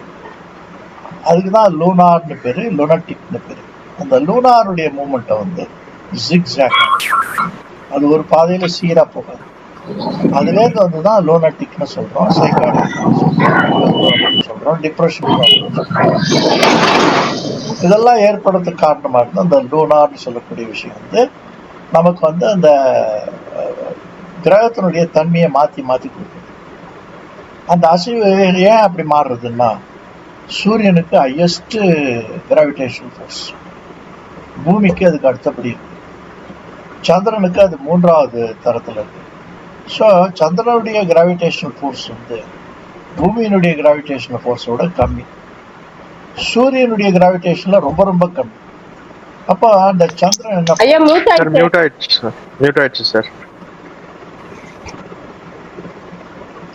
அப்ப அந்த சந்திரன் என்ன பண்ணோம்னா, சூரியனுக்கு கொஞ்சம் கிட்ட போச்சா அந்த பக்கம் போயிடும், சந்திரன் பூமி கிட்ட வச்சு இந்த பக்கம் வந்துடும், அப்புறம் ஜிக்ஸாக் ஆகிடும். அதுதான் அயனாம்சம்னு சொல்லுவோம், 23 degrees அயனாம்சம் சொல்லுவோம். ஸோ அந்த அயனாம்சத்தை கரெக்ட் பண்ணி என்ட்ரி போடுறது தான் திருத்தி கணிக்கப்பட்ட திருக்கணித ஜோதிட முறைன்னு பேர். ஸோ இதனுடைய ஆரிஜின். இப்போ அந்த சாமூகிக ஆலோசனத்துக்கு போவோம், சைக்காலஜிக்கு போவோம். சைக்காலஜின்றது வந்து டாக்டர்கிட்ட போனால் இந்த கண்ணை பார்ப்பாங்க, அப்புறம் நகத்தை பார்ப்பாங்க, அவனுடைய நடந்து வர முறையை பார்ப்பாங்க, முட்டி ரெண்டும் இடிக்கிறதான்னு பார்ப்பாங்க, பாதம் ரெண்டும் ஒட்டின்னு இருக்கான்னு பார்ப்பாங்க. இது எல்லாமே சைக்காலஜி தான், மெடிக்கல் சைக்காலஜி. ஸோ அதுக்கு எப்படி அந்த சைக்காலஜி உறுதுணையாக இருக்கும் மெடிக்கல் சயின்ஸுக்கு, அதே மாதிரி இந்த அஸ்ட்ராலஜிக்கு இந்த சைக்காலஜி ரொம்ப உறுதுணையாக இருக்குது. இப்போ இந்த டாக்டர் வந்து கத்தியை தப்பாக பண்ணால் பேஷண்ட்டுக்கு ஆபத்துன்னு சொல்லுவாங்க. ஆனால் ஜோதிடர் வந்து நாக்கை தப்பாக பிரயோகம் பண்ணாலே பேஷண்ட்டுக்கு ஆபத்து. நாக்கு கூட வேண்டாம், ஒருத்தர் ஜாதகம் கொடுக்குறாரு, அதை வாங்குறீங்க, பார்க்குறீங்க, ஒரு வாட்டி அந்த ஜாதகத்தை பார்க்குறீங்க, அப்புறம் அவர் மூஞ்சி பார்க்குறீங்க, இப்படி 2 தரம் பண்ணால் அவர் பல்ஸ் இறங்கிடும். So how delicate, how dangerous subject is அஸ்ட்ராலஜின்னு பாருங்க. அப்போ உங்களுக்கு எவ்வளோ சைக்காலஜி தெரியணும், எவ்வளோ ஹியூமன் ஸ்டடி பண்ணணும், எவ்வளோ ஹியூமன் சிம்பத்தைசராக இருக்கணும், எவ்வளோ அந்த சோஷியல் கமிட்டட் பர்சனாக இருக்கணும், எவ்வளோ ஆச்சாரம் அனுஷ்டானம் நியமனிஷ்டம் இருக்கணும், எப்படிப்பட்ட நல்லெண்ணங்கள் உங்களுக்குள்ளே இருக்கணும், இதனுடைய பிளண்ட், அதனுடைய மோல்டு, அதுதான் வந்து ஒரு ட்ரூ அஸ்ட்ராலஜின்னு. சும்மா அஸ்ட்ராலஜிலிருந்து பஞ்சாங்கத்தை படிச்சுட்டு சொல்கிறேன், ஒரு ஃபேக் வச்சுன்னு சொல்கிறேன் அப்படின்னா அப்போ கூட ஜோசியம் சொல்ல முடியும். ஆனால் அந்த வாக்கு சித்தி இருக்காது. அந்த வாக்கு சித்தின்றது வந்து அருள் வாக்குன்னு பேர். இந்த அருள் வாக்குன்றது ஒரே எக்ஸ்ப்ளாய்டட் சப்ஜெக்டாக இன்னைக்கு இருக்கு. அந்த அருள் வாக்கு நான் சொல்லலை. அந்த உண்மையான ஆன்மீக சக்தியை உள்ள வாங்கி அது மூலமா பேசக்கூடிய அந்த வாக்குல அருள் வாக்கு. இப்போ முஸ்லீம் சர்ச்சுக்கெல்லாம் போனீங்களா, முஸ்லீமுடைய மாஸ்க்கெல்லாம் போனீங்களானாக்கா அங்கே வந்து அந்த முஸ்லீம் முனிவர் ஒருத்தர் இருப்பார். அவர் வந்து இந்த மயிலறகு வச்சுட்டு மந்திரம் பண்ணுவார். அதுக்கு சக்தி இருக்கான இருக்கு. ஏன்னா முஸ்லீமுடைய குரான் என்ன சொல்றாங்கன்னா வேதத்தை தலைகீழா எழுதுன்னு சொல்றாங்க. ஸோ வேதம் வாசிக்கிறவங்களுக்கு என்ன மாதிரி சக்தி இருக்குமோ அதே மாதிரி சக்தி இந்த முஸ்லீம் தர்காவில் இருக்கவங்களுக்கு இருக்குன்னு முன்னோர்கள் நம்பினாங்க. நிறைய இந்துக்கள் வந்து அவர்கிட்ட இந்த மந்திரம் பண்ணிட்டு நல்லாசிகள்லாம் பெற்றிருக்காங்க. அதனால அந்த மதம் அதுக்கு வித்தியாசம் கிடையாது. சில இடைச்செருகலான செய்திகள் என்ன சொல்லப்பட்டிருக்குன்னா, இந்த வேர்ல்டு ஃபர்ஸ்ட் அஸ்ட்ராலஜர் யாருன்னா அல்துமஸ்னு பேர். அவர் ஃபர்ஸ்ட் இஸ்லாமிக் கிளான்னு சொல்றாங்க. இந்த இஸ்லாமிக் கிளான் தான் அவங்க தான் இந்த ஆரியன் திராவிடன்றது பிரிக்கக்கூடிய அந்த மனுஷனுடைய எவால்வேஷன் மூமெண்ட்ஸில் இந்த கெய்பர் பாஸ், ஏசியா மைனர், மெசபடோமியான்னு சொல்லக்கூடிய அந்த மலை துவாரங்கள் மூலமாக ஒரு சிலர் வந்து ஈஸ்ட் வேர்ல்ட்ஸ் வந்தாங்க, ஒரு சிலர் வெஸ்ட் வேர்ல்ட்ஸ் போனாங்க. வெஸ்ட் வேர்ல்ட்ஸ் போனவங்களுக்கெல்லாம் வந்து யூரோப்பியன்ஸ் சொன்னாங்க, ஆரியன்ஸ் சொன்னாங்க. ஈஸ்ட் வேர்ல்டு வந்தவங்களுக்கெல்லாம் திராவிடியன்ஸ் சொன்னாங்க, ஆரியன் திராவிடியன் சொன்னாங்க. ஸோ அந்த ஆரியன் திராவிடன் culture, European Indian culture, Asian கல்ச்சர்ன்றது அது பிளண்ட் ஆனது. இந்த ஏஷியன் கல்ச்சரில் ரெண்டு முக்கியமான கல்ச்சர் வந்து ரொம்ப இந்த ஜோதிட சாஸ்திரத்துக்கு முன்னோடியாக. ஒன்று வந்து சைனீஸ், இன்னொன்று இந்தியா. இது ரெண்டுத்துக்கும் நிறைய சிமிலி இருக்கும். அவங்களுக்கும் 60 ஆண்டு, நமக்கும் 60 ஆண்டு. அவங்களுக்கும் இந்த ஜோடியாக்ஸ், அவங்க நமக்கும் இந்த ஜோடியாக்ஸ், இப்படி நிறைய இருக்கு. ஃபெங்ஷுயின்றது இந்த பஞ்சபூதங்களில் இருக்கக்கூடிய 2 சக்திகள் தான். அந்த ஃபெங்குனாக்கா காற்று, ஸ்ரீனா தண்ணி. அந்த தண்ணி சக்தி, காற்று சக்தியை கொண்டு தான் அவங்க எல்லாமே சொல்கிறாங்க. அதில் அந்த கலர் சைக்காலஜின்னு சொல்லிட்டு இந்த ரோஸ் ஃப்ளவர்ஸு, பாகுவா இதெல்லாம் வச்சுட்டு அவங்க பல விதமான ஃபெங்ஷி சாஸ்திரத்தில் சொல்கிறாங்க. நம்ம வாஸ்து சாஸ்திரம் சொல்கிறோம். 60 நாரத முனிவனுடைய பெண்களுடைய பெயர் இந்த 60 வருஷம் சொல்கிறோம். அவங்க 60 அனிமல்ஸ் பெயர்னு சொல்கிறாங்க. இப்படி நிறைய சிமிலிஸ்லாம் இருக்கும். இந்த 27 இது ஸ்வரங்களில் கூட 27 ஸ்வரம் தான். அதே மாதிரி 7 வந்து கிரகங்கள், உபகிரகங்களான ராகுக்கத்தை எடுத்துக்கலாம். அதுதான் சப்தஸ்வரங்கள்னு சொல்லுவோம். இந்த சங்கீதத்துக்கு இதுக்கு இணைப்பு உண்டு. சைனீஸ் மியூசிக்கும் இந்தியன் மியூசிக்கும் கனெக்ஷன் உண்டு. இதெல்லாம் இருக்கிறதுனால என்ன ஆகுதுன்னா இவங்கெல்லாம் பெரிய அறிவாளிகளா, ஞானிகளா, தபஸ்விகளா இருக்கு. நிறைய ஹியூமன் வந்து அண்டர்ஸ்டாண்ட் பண்ணிக்கக்கூடியவர்களாக இருந்தாங்க. அதில் வந்து இந்த சைக்காலஜின்னு சொல்கிறத வந்து ஹியூமன் ஸ்டடியை பார்த்துட்டு அது பண்ணுறாங்க. பொதுவாக இந்த லக்னங்கள்ல அவங்களுக்கெல்லாம் தெரியும். 3 லக்னம் இருக்குது, 4 லக்னம் இருக்குது. அதாவது சரஸ்திர உபயம்னு சொல்லுவாங்க. அந்த 3 விதமான சரஸ்திர உபயத்தில் 4 லக்னங்கள் வரும். அந்த 4 லக்னங்களில் சர லக்னங்கள்னு சொல்கிறது மேஷம், கடகம், துலாம், மகரம்னு சொல்கிறோம். அப்புறம் ரிஷபம்னு சொல்கிறோம், வசிமம்னு சொல்கிறோம், விருச்சிகம்னு சொல்கிறோம், கும்பம்னு சொல்கிறோம். காரில் இருக்கக்கூடிய அந்த மீனம், கன்னி, தனுசு இதெல்லாம் வந்து உபயம்னு சொல்கிறோம். இந்த சரஸ்திர உபயம்னா என்னன்னா அவனுடைய பேசிக் கேரக்டர் சொல்லிட்டு, அவன் சரம்னா வேகமாக இருப்பான், சிரம்னா சிரமாக இருப்பான், உபயம்னா உபயம் பேர்.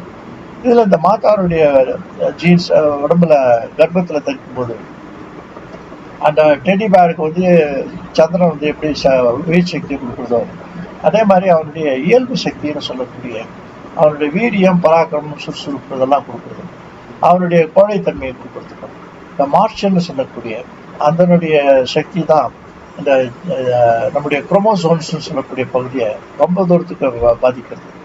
அந்த குரோமோசோம்ஸில் என்ன மாதிரி மார்ஷல் சக்தி நமக்கு கிடைச்சிருக்கோம் அதுக்கு தகுந்த மாதிரி தான் நம்முடைய சுபாவிக்கங்கள் இருக்கும். சாத்விகமாக இருக்குமா, சுறுசுறுப்பாக இருக்குமா, வேகமாக இருக்குமா, ஸ்லோவாக இருக்குமா, புதுசாலியாக இருக்குமா, முட்டாளாக இருக்குமா, இப்படியெல்லாம் பிரித்து கொடுக்குறது அந்த மார்ஷல் எனர்ஜி.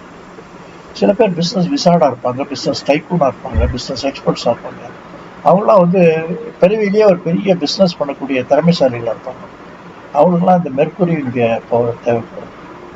ஆர்டிஸ்ட், பர்ஃபார்மிங் ஆர்டிஸ்டாக இருக்கலாம், டிராயிங் ஆர்டிஸ்டாக இருக்கலாம், சிங்கிங் ஆர்டிஸ்டாக இருக்கலாம், நல்ல கலைநயம் மிக்க மனிதராக இருக்கலாம், இப்படி ரசிக்கக்கூடியவர்களாக இருக்கலாம். இப்படி எல்லாருக்குமே அந்த சுக்கிரனுடைய எனர்ஜி இல்லாமல் வராது. அந்த சுக்கிரன் தான் அத்தனையும் கொடுக்குது.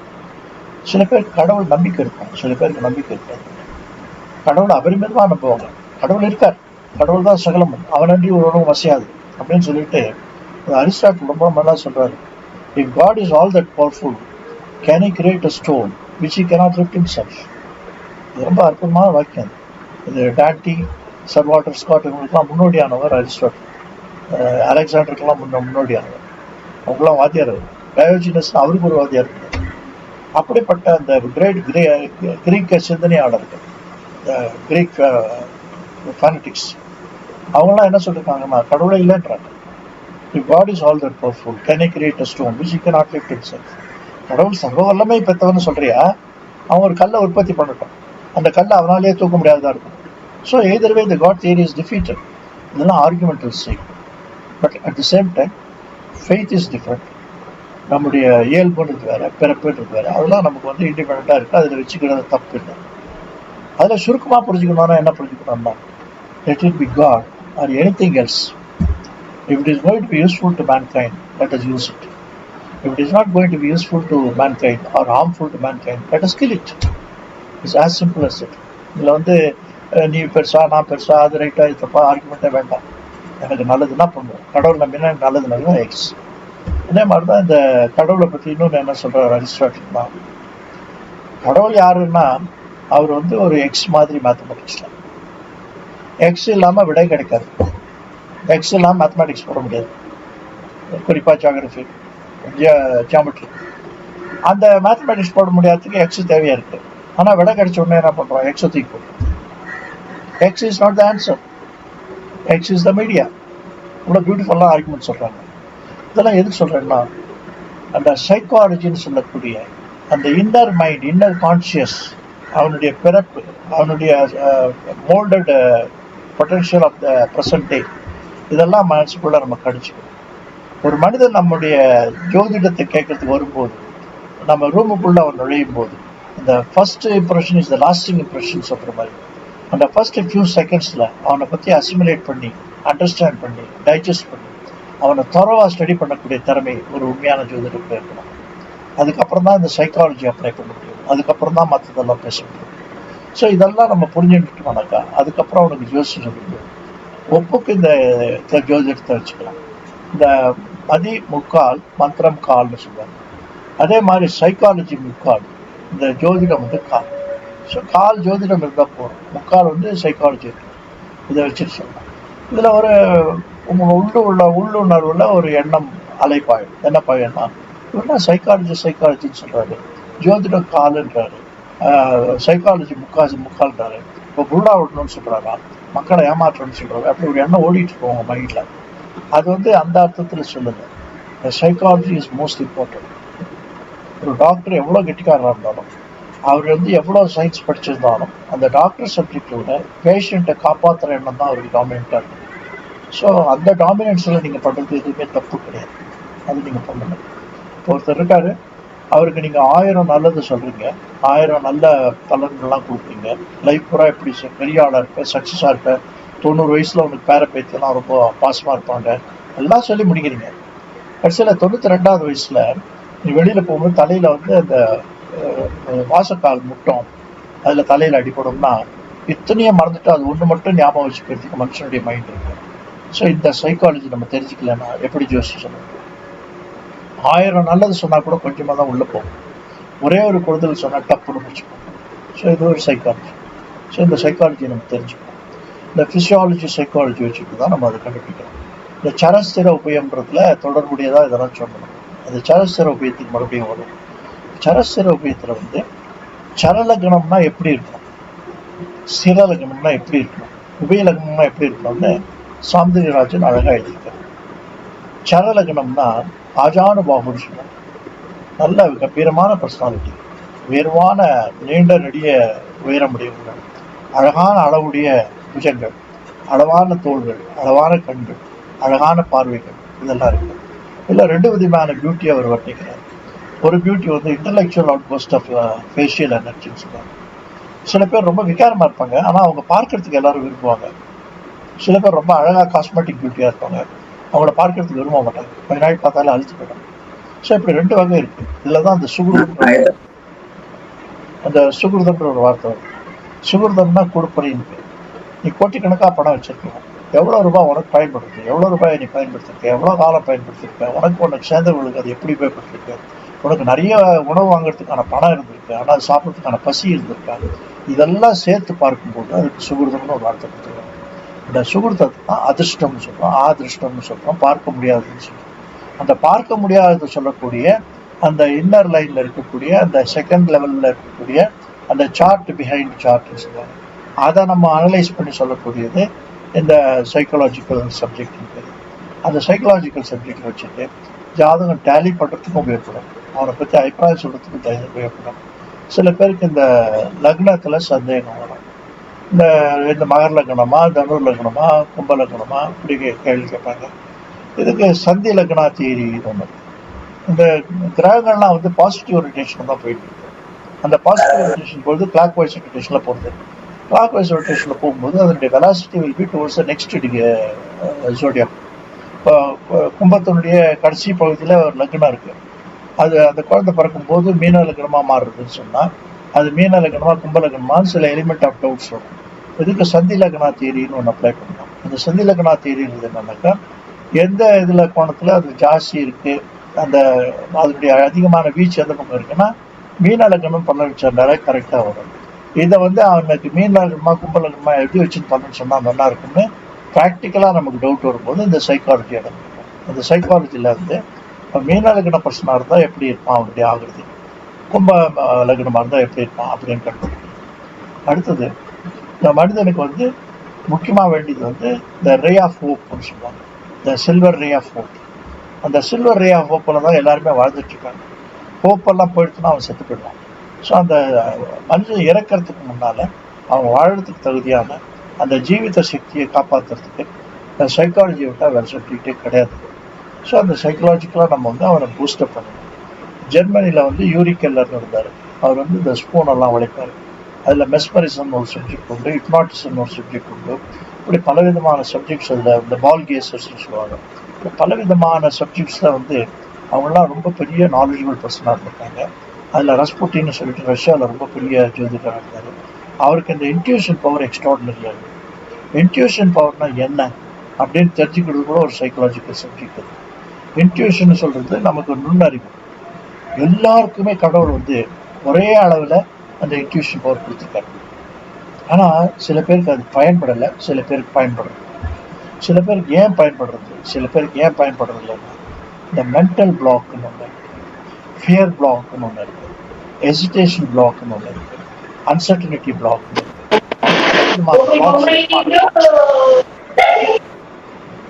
இப்படி பலவிதமான பிளாக்ஸ் இருக்கிறது.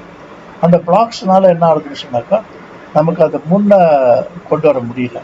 இந்த ட்ரமாலஜி அல்லது ஃப்ரனாலஜின்னு சொல்லக்கூடிய அந்த கனவு சாஸ்திரம்னு சொல்லக்கூடிய ஒரு பகுதியில் வந்து இந்த ஃப்ரனாலஜின்ற பகுதியில் இந்த மென்டல் பகுதியில் நம்முடைய இன்ட்யூஷன் பவரை பற்றி நிறைய சொல்லப்பட்டிருக்கு.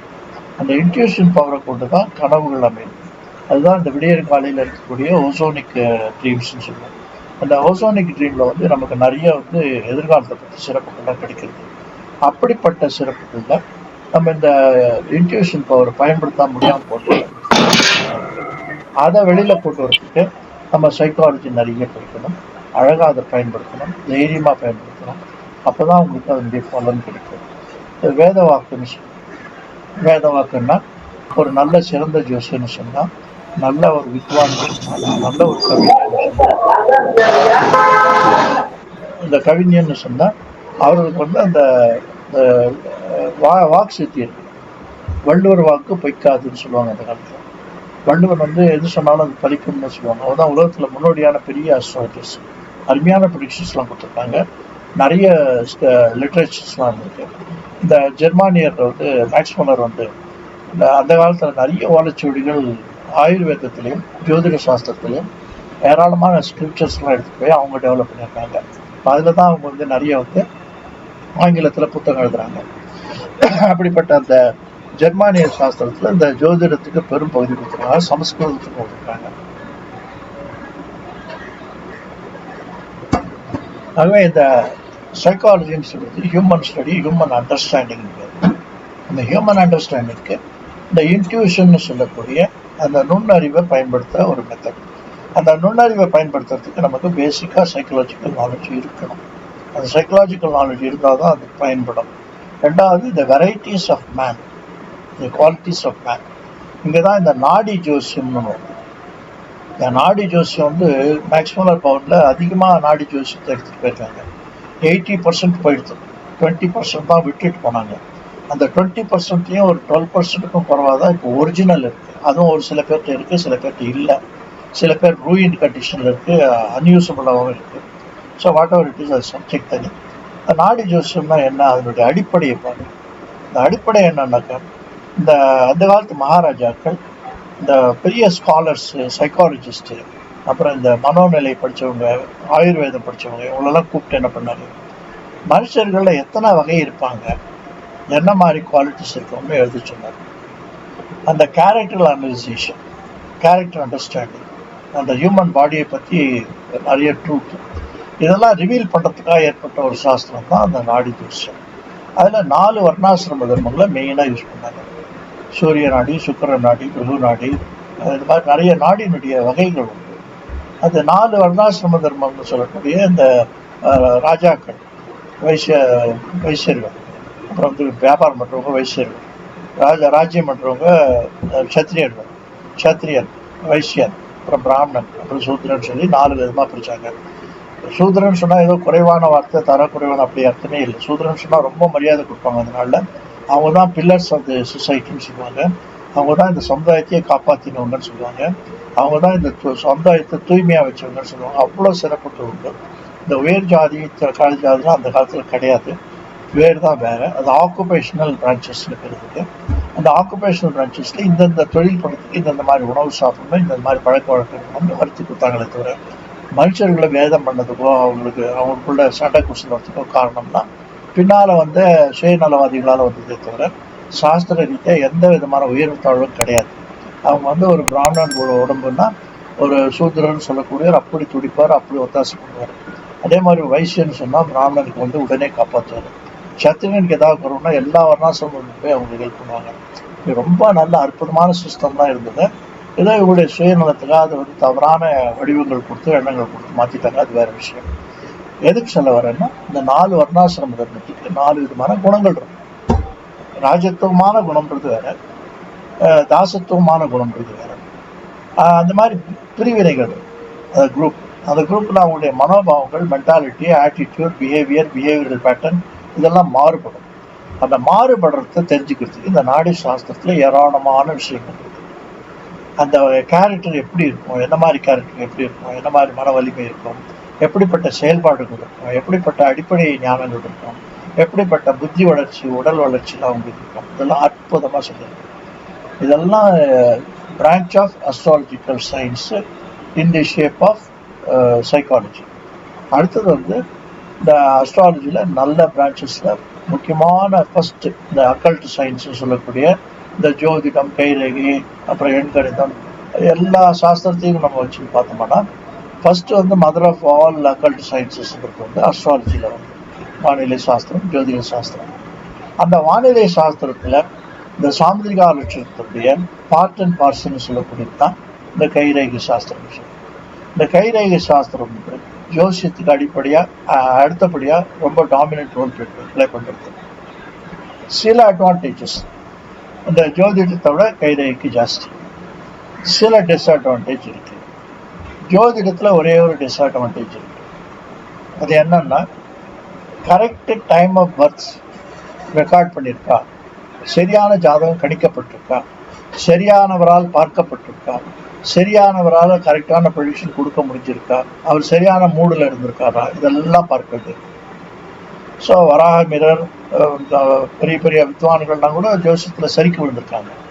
அதுக்கெல்லாம் நிறைய அடிப்படைகள் உண்டு, நிறைய அற்புதமான கதைகள்லாம் சொல்லப்பட்டிருக்கிறது. அது ஒரு புறம் இருக்கு. இந்த கைரேகை சாஸ்திரத்தில் என்ன வித்தியாசம் அப்படின்னா, ஜோதிடம்ன்றது பிரமாணபூர்வமான சாஸ்திரம். அந்த பிறக்கும்போது ஒருத்தருடைய ஜாதகத்தை என்டையர் லைஃப்பை இந்தந்த பீரியடில், இந்தந்த பகுதியில், இந்தந்த நாட்களில் இப்படிப்பட்ட பலன் கிடைக்கும்னு துல்லியமாக எழுதி கொடுத்துடலாம். அது அப்படியே டைம் டேபிள் ப்ரோக்ராம் ஃபாலோ ஆகிடும். அது வந்து பகவானுடைய சிக்ஷையில் ஏற்படுறது. எத்தனை சாரணி வித்யா புத்தி கர்மானுசாரணின்ற மாதிரி அந்த கர்மாவுக்கு தகுந்த மாதிரி ஏற்படக்கூடிய விஷயங்களை நம்ம மாடிஃபிகேஷன் பண்ணலாம். இதில் வந்து விதியை வந்து மதியால் வெல்லலாமா அப்படின்னு கேள்வி கேட்பாங்க. வெல்லணும், அதுக்கு தான் மதி கொடுத்துருக்காங்க. அப்போ வெல்ல முடியுமான்னா முடியாது. அப்போ எதுக்கு பயன்படுத்தணும்னா, விதியை மாடிஃபை பண்ண முடியும், வெல்ல முடியாது.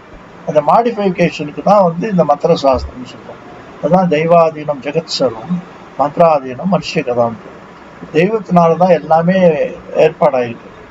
சூரியன் உதிக்கிறது, சூரியன் அஸ்தமனமாறுது, மழை பெய்யுறது, வெயில் காயுது, குளிர் வருது, எல்லாமே தெய்வாதீனம். இந்த பூமியினுடைய நேச்சர், இந்த விளையக்கூடிய விஷயங்கள் எல்லாமே கடவுளுடைய கட்டுப்பாட்டில் இருக்கு, விதிக்கப்பட்டது. மதி என்னன்னா, அந்த விதிக்கப்பட்ட விஷயத்த நமக்கு மதியினால பயன்படுத்தி கதியை அடையும். விதி மதி கதி. அந்த கதின்றது தான் எண்ட் ரிசல்ட். இப்போ மழை பெய்யுறது, கொடை பிடிச்சோம்னா மதி, அதனால எண்ட் ரிசல்ட் என்ன, நினையாம இருக்கும். ஸோ இதை வந்து மனுஷன் பயன்படுத்தணுன்றதுக்காக அதை வச்சிருக்காரு. அதனால விதியை மாற்ற முடியாதுன்னு சொல்றத விட மாற்ற வேணும், மாற்றத்துக்கு முயற்சி பண்ண வேண்டும் அப்படின்னு பண்ணணும். அதே சமயத்துல கொஞ்சம் பவ்யத்தோட பண்ணணும். என்ன பண்ணணும்னா, நான் பண்ணிட்டேன் பாரு என்னால முடியுமானாக்கா நம்மளால எதுவுமே எட்டி பிடிக்க முடியாது. நம்மளால ரொம்ப சின்ன திறனங்கள். ஆனாலும் நம்ம முயற்சி பண்ணாம இருக்கக்கூடாது, நம்மளுடைய அறிவை பயன்படுத்தாம இருக்கக்கூடாது. It's an insult our own intelligence சொல்லுவாங்க. நம்ம மூளையை நம்மளே அவமானப்படுத்திக்கிறது ரொம்ப கேவலமான ஒரு விஷயம். அதனால அதை பயன்படுத்தணும். அந்த மூளையை பயன்படுத்துறதுக்கு தான் இது பயன்படுது. சரி, இந்த எதிர்காலத்துல தெரிஞ்சுக்கிறதுல என்ன லாபம், எதுக்காக தெரிஞ்சுக்கணும் அப்படின்னா, ஒரு திட்டமிடல், அழகான திட்டமிடலாம். ஒரு பெரிய பிஸ்னஸ் விசார்டா இருக்கலாம், பெரிய மேக்னெட்டா இருக்கும். அவன் வந்து பெரிய அளவில் வியாபாரம் பண்ணி பெரிய ரொம்ப நாளாக ஜெயிச்சுட்டு வரணும். ஒரு பர்டிகுலர் பொசிஷன்ல அவர் மிகப்பெரிய வீழ்ச்சி அடையலாம். ஃபார் பொலிட்டிக்கல் ரீசன்ஸு, அல்லது ஜியாமெட்ரிக்கல் ரீசன்ஸு, அல்லது பப்ளிக்கினுடைய மென்டாலிட்டி, இந்த கல்ச்சரல் சேஞ்சு, இதெல்லாம் பொறுத்து அவருடைய வியாபாரத்தில் அடிபடலாம். எந்த பக்கம் பிஸ்னஸ் கொண்டு போகலாம், எந்த பொருளில் கொண்டு போகலாம், எந்த டைரக்ஷனில் கொண்டு போகலாம்னு தெரியாமல் இருக்கலாம். இது வந்து பர்டிகுலர் கண்ட்ரிக்கு அவன் எக்ஸ்போர்ட் பிளான் பண்ணியிருக்கலாம், அந்த கண்ட்ரிக்கு நமக்கும் அப்புறம் ஒரு சண்டை வரலாம், அப்போ இதெல்லாம் பிரேக் ஆகும். ஸோ இந்த முன்கூட்டியே சில விஷயங்களை நம்ம தெரிஞ்சுக்கிறதுனால சில எச்சரிக்கையாக செயல்படுறதுக்கும், தேவையற்ற தோல்விகளை தவிர்க்கிறதுக்கும், நம்முடைய வாழ்க்கையினுடைய வெற்றியினுடைய அளவை அதிகப்படுத்துறதுக்கும் இது ஜோதிடம் ரொம்ப பயனுள்ள சாஸ்திரம். அதை நம்ம கண்டிப்பாக தெரிஞ்சுக்கிறதுக்கு தப்பே கிடையாது. இந்த காலத்தில் இந்த ஸ்ட்ராட்டஜிஸ்ட் இருக்காங்க. இந்த கர்னல் குற்றம்னு சொல்லிட்டு ஒரு பெரிய கிங் இருந்தான். அவன் வந்து இந்த ஸ்ட்ராட்டஜிக்கல் ஸ்டடி ஆஃப் அஸ்ட்ராலஜின்னு ஒன்று இருக்கு. அந்த ஸ்ட்ராட்டஜிக்கல் ஸ்டடிஸ் தான் இந்த மண்டேன் அஸ்ட்ராலஜி மாதிரி, பிரகத் ஜாதகம் மாதிரி. அவங்களாம் என்ன பண்ணுவாங்க, எந்த கிங் வந்து எந்த பக்கம் ஃபைட் பண்ணலாம், எப்போ ஃபைட் பண்ணலாம், எப்போ அவருடைய எம்பையரை வந்து எக்ஸ்பேண்ட் பண்ணலாம், எப்போ வந்து ஜாகிரதையாக இருக்கணும், இப்படியெல்லாம் அறிவுரை வச்சுருப்பாங்க. அவங்களுக்கு வந்து இந்த கோர்ட்யார்ட்ஸ்னு பேர், அவங்களுக்கு அந்த அரசாங்கத்தில் ஆஸ்தான ஜோதிடர்கள் வச்சுருப்பாங்க.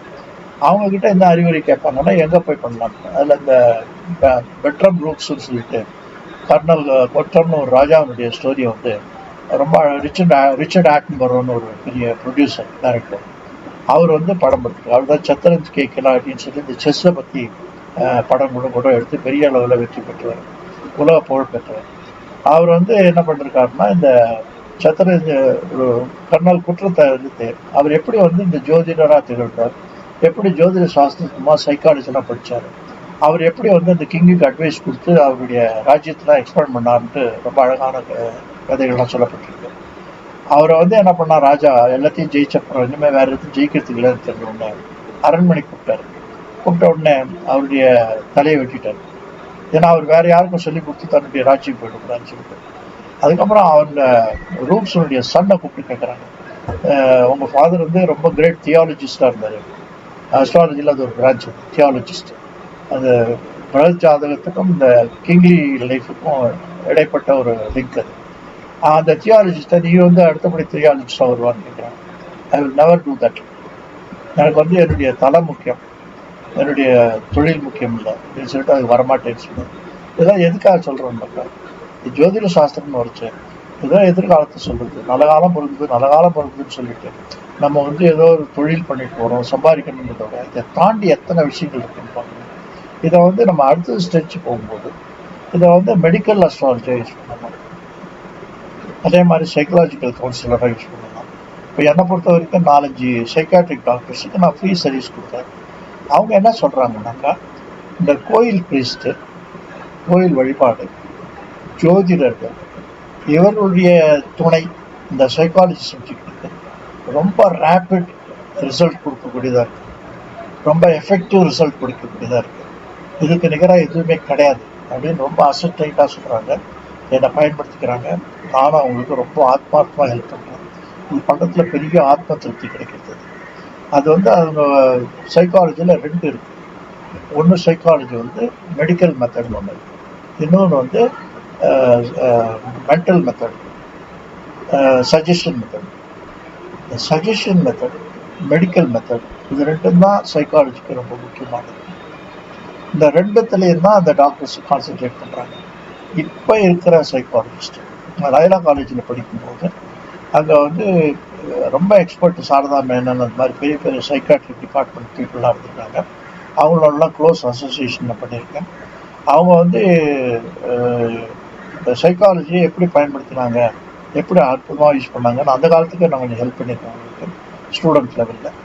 அப்போ வந்து அந்த சைக்காலஜி வந்து அவங்களுக்கு வந்து அந்த சஜஷன் மெத்தடை நிறைய யூஸ் பண்ணும். சஜஷன் மெத்தட் யூஸ் பண்ணுறதுக்கு இன்றைக்கி ரொம்ப பேர் கம்மி. நிறைய பேருக்கு விஷயம் தெரியாது, நிறைய பேர் கொஞ்சமாக தான் விஷயம் தெரியுது.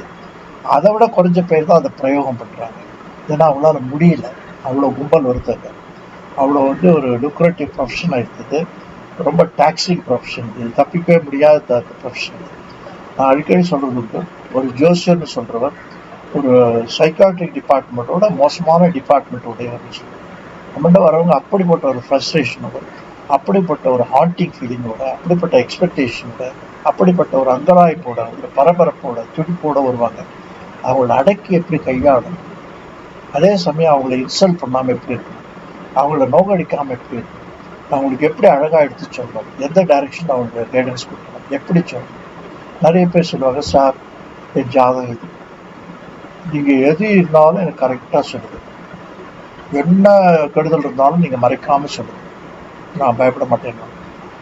ஜோசியர் என்ன தெரிஞ்சுக்கணும்னா அவங்க தான் ரொம்ப பயந்தவங்க, அவங்கக்கிட்ட தான் நீங்கள் அதிக எச்சரிக்கையாக இருக்கணும். ஆஹா அப்படியே சொல்கிறேன்னுட்டு ஒன்று கூட நிஜம் சொல்லக்கூடாது, எல்லாமே பாசிட்டிவாக பேசணும்.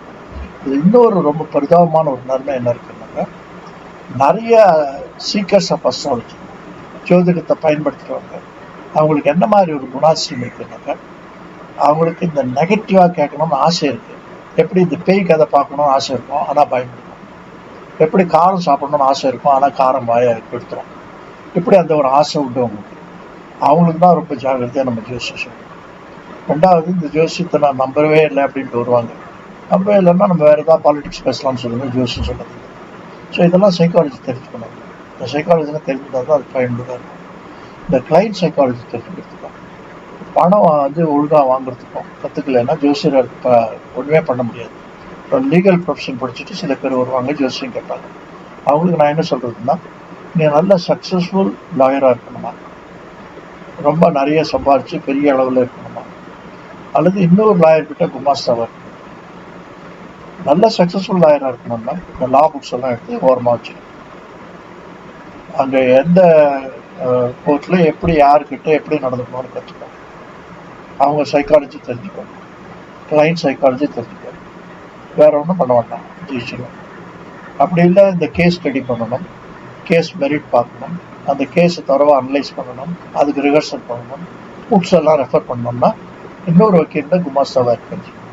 It applies to astrology. அஸ்ட்ராலஜியை மட்டும் நீங்கள் வந்து தரவ நாலேஜ் இருக்கணும், நல்லா படித்து வச்சுக்கோங்க, தெரிஞ்சு வச்சுக்கோங்க. ஆனால் படிச்சுட்டே இருக்காதுங்க. சார் சொல்லும்போது ஸ்ரீனிவாசன் சார் வந்து இந்த ஜோதிட பரம்பரையில் வந்தவர், அது தானாக வந்து சொன்னார். இது தானாக வரணும். அது எங்கள் அப்பாலாம் எனக்கு சொல்லி தந்தது கிடையாது, எனக்கு இன்ட்ரெஸ்ட் கிடையாது.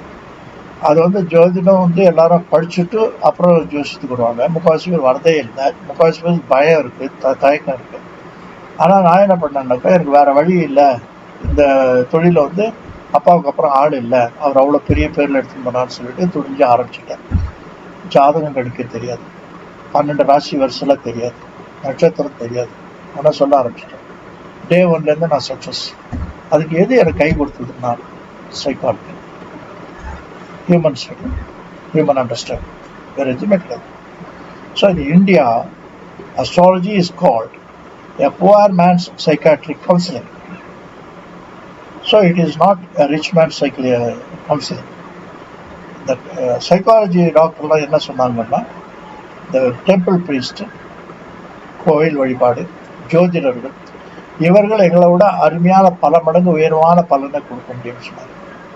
ஏன் கொடுக்க முடியும்னா, சைக்காலஜியில் உங்களுக்கு ஏதாவது பிராந்தி இருந்தது, பிரச்சனை இருந்ததுன்னா மெடிக்கல் மெத்தட்னு சொல்லக்கூடிய மாத்திரைகள் மூலமாகவும் மருந்துகள் மூலமாகவும் குணப்படுத்துவாங்க.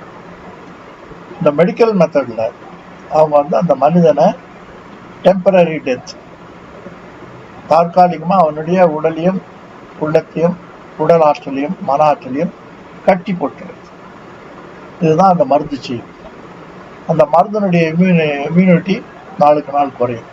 மருந்து ஜாஸ்தியாகும், விளைவுகள் கம்மியாகும், ரிசல்ட் கம்மியாகும். ஆனால் சஜஷன் மெத்தட், ஹார்ம்லெஸ் மெத்தட், எந்த தீங்கும் விளைவிக்காது. ஆனால் ரொம்ப கன்ஸ்ட்ரக்டிவாக ஒர்க் அவுட் ஆகும், ரொம்ப பிரில்லியண்ட்டாக ஒர்க் ஆகும். இதை உங்களுக்கு சுழுவாக சீக்கிரம் புரிஞ்சுக்கிறதுக்கு ஒரு உதாரணம் சொல்கிறேன். ஒரு மது பாட்டில் எடுத்து சாப்பிடுவோம். உடனே ரொம்ப தைரியம் வரும், ரொம்ப துணிச்சல் வரும், ரொம்ப நல்லா தெம்பாக இருக்கும். ஆனால் ஷார்ட் லிவ். அதுக்கப்புறம் டோட்டலாக டல் ஆகிடும். நம்முடைய உடல் சக்தி மனசக்தி எல்லாம் அழிஞ்சிட்டு வரும். ஆனால் பால் சாப்பிடும், உடனே பலம் வராது. நிறைய நாள் சாப்பிடணும், நல்ல சாத்விகமான விஷயங்கள்லாம் சாப்பிடணும், உடனே பலம்லாம் வராது, நாளாட்டத்தில் வரும். ஆனால் நீடிச்சு நிற்கும், நிலையாக நிற்கும், நேர் வழியில் இருக்கும், உபயோகமாக இருக்கும். இதுதான் சஜஷன் மெத்தடுக்கும் மெடிக்கல் மெத்தடுக்கும் உள்ள வித்தியாசம். ஸோ இதை தெரிஞ்சிட்டாலே நமக்கு முக்கால்வாசி ப்ராப்ளம் அதில் சால்வ் ஆகிடும். இதில் வந்து இந்த மாஸ் சைக்காலஜி, இந்த மாஸ் சைக்காலஜின்றது வந்து உலக நடப்பில் இந்த மண்டேன் அஸ்ட்ராலஜியில் பிரகத் ஜாதகத்தில் இந்த பொலிட்டிக்கல் அட்வைஸ் கொடுக்கறதுக்கு இந்த மாஸ் சைக்காலஜி ரொம்ப பிரயோகமாக இருக்கும். அந்த மாஸ் சைக்காலஜி மூலமாக தான் அந்த தலைவருடைய ஜாதகத்தை நம்ம அனலைஸ் பண்ணி, அதுக்கப்புறம் அந்த கண்ட்ரியினுடைய டோபோகிராஃபி அனலைஸ் பண்ணி, பிரகத் ஜாதகத்தோடு ஒப்பிட்டு, தனி மனிதனுடைய ஜாதகத்தோடு ஒப்பிட்டு, அந்த தலைவருடைய சைக்காலஜியை நமக்கு பிளண்ட் பண்ணி யோசிச்சு சொன்னோம்னா, இந்த தலைவர் ஜெயிப்பார், இவ்வளோ நாள் இருப்பார், இவர் நல்லவராக இருப்பார், இவரால் நல்லது கிடைக்கும், இவரால் கிடைக்காது அப்படின்னு ரொம்ப கிளியராக சொல்லிடலாம். இப்படி பல விதமான விஷயங்களுக்கு நமக்கு இந்த சைக்காலஜின்னு சொல்லுது ஜோதிடத்தோட பின்னி பிணைந்த ஒரு அற்புதமான ஒரு ஆக்சிலரி யூனிட்னு சொல்லுது. அந்த மாதிரி இந்த ஜோதிடர்கள் வந்து அதுலேயே பயிற்சி பண்ணணும். எல்லாத்தோட நிறைய பேசணும், நிறைய கேட்கணும், நிறைய அண்டர்ஸ்டாண்ட் பண்ணிக்கணும், இன்டராக்ஷன் இருக்கணும். இப்படி நம்ம கற்றுக்கணுமானா பல விஷயங்கள் பண்ணலாம். நவீன காலத்தில் ஜோதிடத்தில் நமக்கு நிறைய ஆவென்யூஸ், நிறைய ஸ்கோப்ஸ், மீடியா அஸ்ட்ராலஜி இப்போ உலகத்தில் அதிகமாக, குறிப்பாக நம்ம நாட்டில் நிறைய பிரபலமானது, நிறைய ஜோதிடர்கள் வந்து பிரகாசிக்கிறதுக்கு காரணம் மீடியாஸ். அந்த மீடியாஸில் வந்து அவ்வளோ சீக்கிரத்தில் அவ்வளோ பரப்புகிறாங்க. இந்த காலத்தில் பெரிய பெரிய ஜோதிடர்கள்லாம் இருந்திருக்காங்க, பெரிய பெரிய மாந்திரிகர்கள்லாம் இருந்திருக்காங்க, இப்போ ரொம்ப பெரிய சூட் சைஸ்லாம் இருந்திருக்காங்க. அவங்களுக்கு பேர்லாம் ஜாஸ்தி தெரியுதில்லை, அவங்களாம் அவ்வளோ பெரிய வாழ்க்கையை வாழ்ந்ததில்லை. ஒரு வீட்டுக்கு போயிட்டு ஜோசியம், எங்கள் தாத்தாவே பண்ணியிருக்காரு. ஒரு வீட்டுக்கு போயிட்டு ஜோசியம் சொல்லுவாங்க. அவங்களாம் ரொம்ப இன்னசென்ட் பீப்புள், ரொம்ப படிக்காதவங்க. அவங்க வீட்டில் இருக்கிற அத்தனை ஜாதகத்தையும் கொண்டு வந்துருப்பாங்க. எல்லாரும் வந்து ஜோசியம் சொல்லிடுவாங்க. இவர் பாட்டுக்கு சொல்லுவார். அதை வந்து ஏனோ தானோன்னு கேட்பாங்க, மரியாதை கூட கொடுக்க மாட்டாங்க. ஒப்புக்கு அப்பப்போ வருவாங்க, மோர் தீர்த்தம் சாப்பிட்றீங்களான்னு கேட்பாங்க. அப்புறம் எல்லாம் முடிச்சு வெளியில் வரும்போது, நீங்கள் இது ஒரு பூசணிக்காய் காய்ச்சிருக்கேன் எங்கள் வீட்டில், அதை எடுத்து உங்கள் வீட்டில் சமைச்சு சாப்பிடுவாங்க, அதான் ஃபீஸ், அது தலையில் தூக்கி வருவாங்க. ஸோ இப்போ அப்படி இல்லை காலம். அவங்களுடைய நாலேஜெல்லாம் பார்க்கும்போது அதெல்லாம் எவ்வளோ பெரிய இன்சல்ட்டுன்னு இப்போ நினச்சி பார்த்தா ரொம்ப வருத்தமாக இருக்கும். ஆனால் நம்மளாம் வந்து பெரிய நாலேஜ் இல்லைன்னா கூட ஒரு போர்டு போட்டு உட்காந்தா எல்லாருக்குமே தொழில் நடக்கும். அதில் என்ன ஒரு முக்கியமான வெற்றி காரணம் என்னன்னா, த ட்ரிபிள் பில்லர்ஸ் ஆஃப் அஸ்ட்ராலஜின்னு சொல்லுவோம். இந்த ட்ரிபிள் பில்லர்ஸ் ஆஃப் அஸ்ட்ராலஜின்றது வந்து சின்சிரிட்டி, ரெகுலாரிட்டி அண்ட் மொராலிட்டி இருப்பாரு. சென்சிட்டிவிட்டினா தரவு நாலேஜை போட்டு வாட்டிவிடும். அந்த சயின்ஸை ஒழுங்காக படிச்சிருக்கணும், அது பிரயோகம் பண்ணணும்னு அவசியம் இல்லை. அது ஒரு டிக்ஷனரி மாதிரி வச்சுக்கோங்க. ஆனால் உங்களுடைய பிரயோகம்ன்றது நாவல் மாதிரி இருக்கும், அது டிக்ஷனரியாக இருக்குது. Dictionary is only for reference. அதனால் அந்த நாவலாக அது சொல்ல கற்றுக்கோங்க. அது ரெகுலாரிட்டி, அதை ரெகுலராக சிஸ்டமேட்டிக்காக பண்ணுங்க, ஒரே இடமா வச்சுக்கோங்க, சிஸ்டமாக பண்ணுங்க, குறிப்பிட்ட டயத்தில் பண்ணுங்க, டிஃபால்ட் பண்ணாதீங்க, குறிப்பிட்ட டைம் தாண்டி வந்தால் பார்க்காதீங்க. இப்படி சில சிஸ்டம்லாம் வச்சுட்டாக்கா அது ரெகுலாரிட்டி. இந்த சின்சியரிட்டி ரெகுலாரிட்டி தான் நிறைய பணம் வரும். இந்த பணத்தை நேர் வழியில் சொல்லணும். நான் சின்சியராக இருப்பேன், ரெகுலராக இருப்பேன், நிறைய சம்பாதிப்பேன், சாயந்தரம் கிளப்புக்கு போயிடுவேன்னா கஷ்டம். ஸோ அதுவும் ஃபெயில் ஆகிடும். சின்சியரிட்டி இல்லைனாலும் ஃபெயில் ஆகிடும், ரெகுலாரிட்டி இல்லைனாலும் ஃபெயில் ஆகிடும். இது மூணையும் பிடிச்சிட்டாக்கா ஜோசியம் கொஞ்சமாக தெரியும், நல்லா ஜெயிக்கலாம். இந்த கைரேகை இதெல்லாம் பார்த்து ஓரளவுக்கு கற்றுக்கோங்க. யார்கிட்ட நீங்கள் கையை பார்த்து இந்த ரேகை நல்லா இருக்கேன்னு சொல்லுங்க, உங்களை விட மாட்டாங்க. ஒரு ரயிலில் போகும்போது அந்த கை ரேகை பார்த்தாங்கன்னா அது கம்ப்ளீட்டாக பிடிச்சிப்பாங்க. ஸோ இதெல்லாம் அந்த பேசிக்காக நீங்கள் புரிஞ்சுட்டு வாழ்க்கையில் நல்ல பயனுள்ள ஜோதிடராக விளங்குறதுக்கும் ஜோதிடத்தை பிரயோகம் பண்ணுறதுக்கும் பண்ணலாம். இது தொடர்பாக நேர்களாக இந்த மாதிரி கேட்டுருந்துருக்கீங்கன்னு நினைக்கிறேன். இவ்வளோ பொறுமையாக கேட்டதுக்கே நான் ரொம்ப நன்றியுடையவனாக இருக்கேன். இது விஷயமா தொடர்ச்சியாக சில விஷயங்கள் பேசணும் இருந்தாலும் சந்தேகங்களுக்கு தெளிவு சொல்லணும் இருந்தாலும் தயாராக இருக்கு.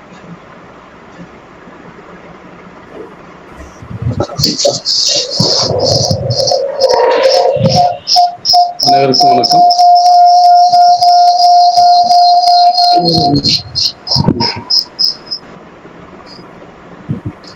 ஒரு மிக அருமையான சிறப்பானதொரு சொற்பொழிவு, சிறப்புரை. இன்றைய ஒரு நிமிஷம்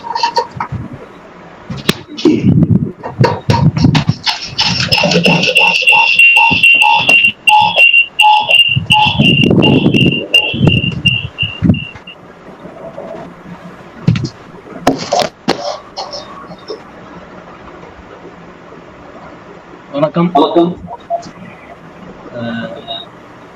ஒரு அருமையான இன்றைய ஜோதிட விஷயம். ஐயா ஒரு மணி நேரம்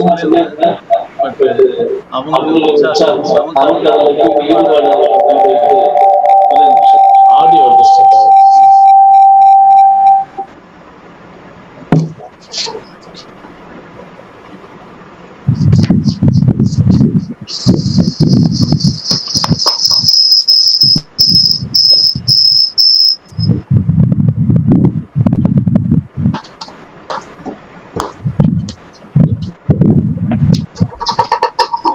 கிட்டத்தட்ட 1.5 மணி நேரம் அவங்க உரையாற்றி இருக்காங்க. அன்பர்கள் இதில் ஏதாவது சந்தேகங்கள் இருந்தா கேட்கலாம்.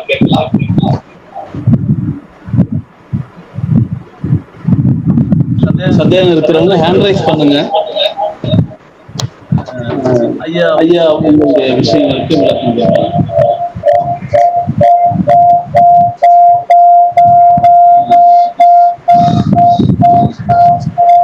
ஒரு நிமிஷம்.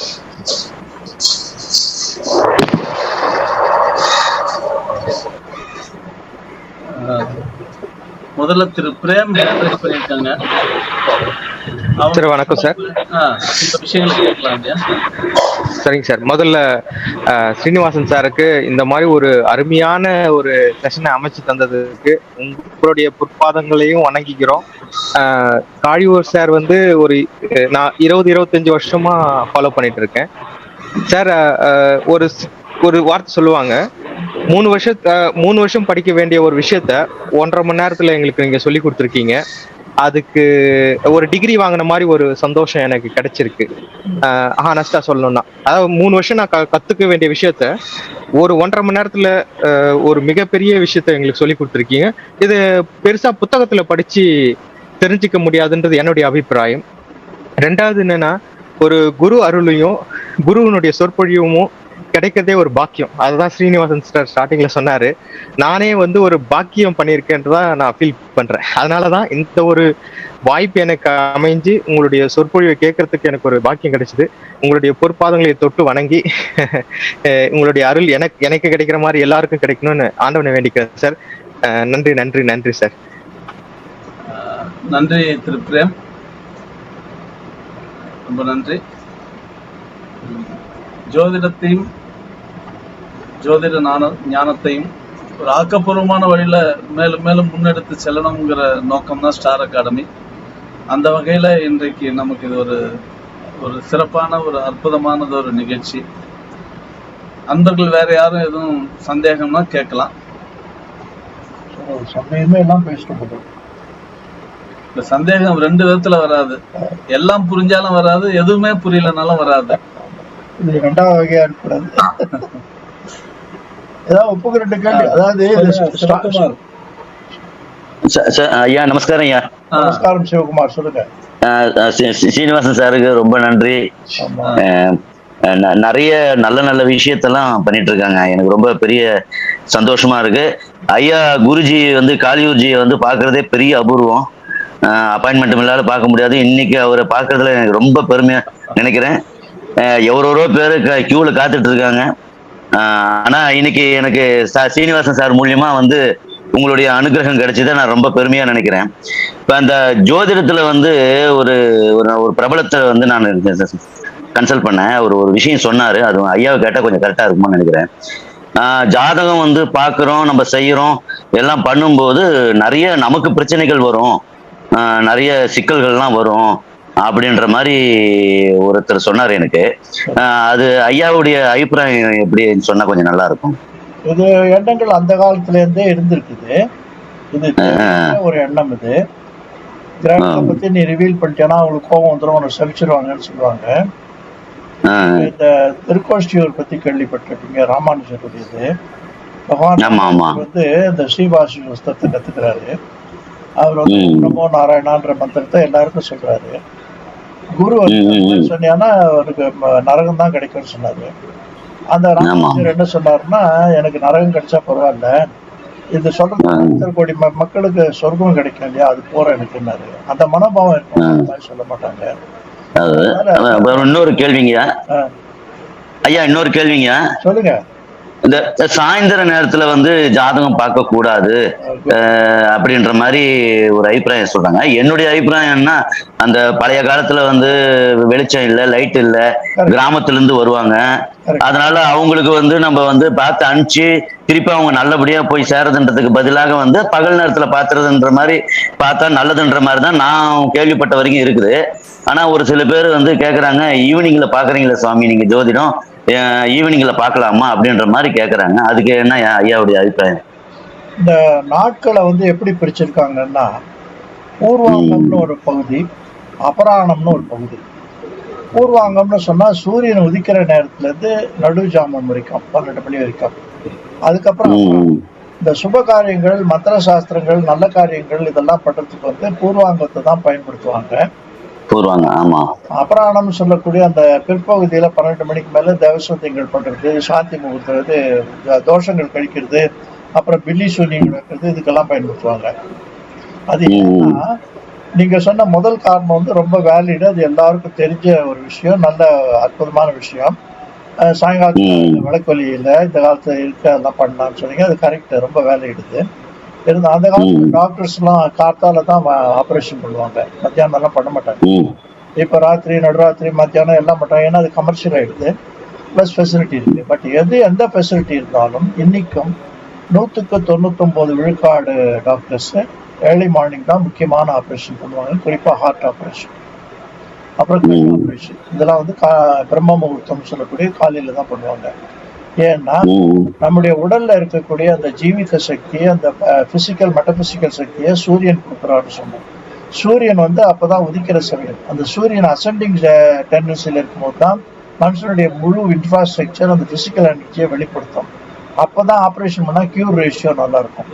அதே மாதிரி காலையில மலரக்கூடிய அந்த ரேகைகள், காலையில இருக்கக்கூடிய அந்த மனுஷனுடைய அந்த வேவ்லெங்த், அந்த ஹியூமன் சைக்கிள், இதெல்லாம் காலை பகுதியில் தான் நல்லா இருக்கும்.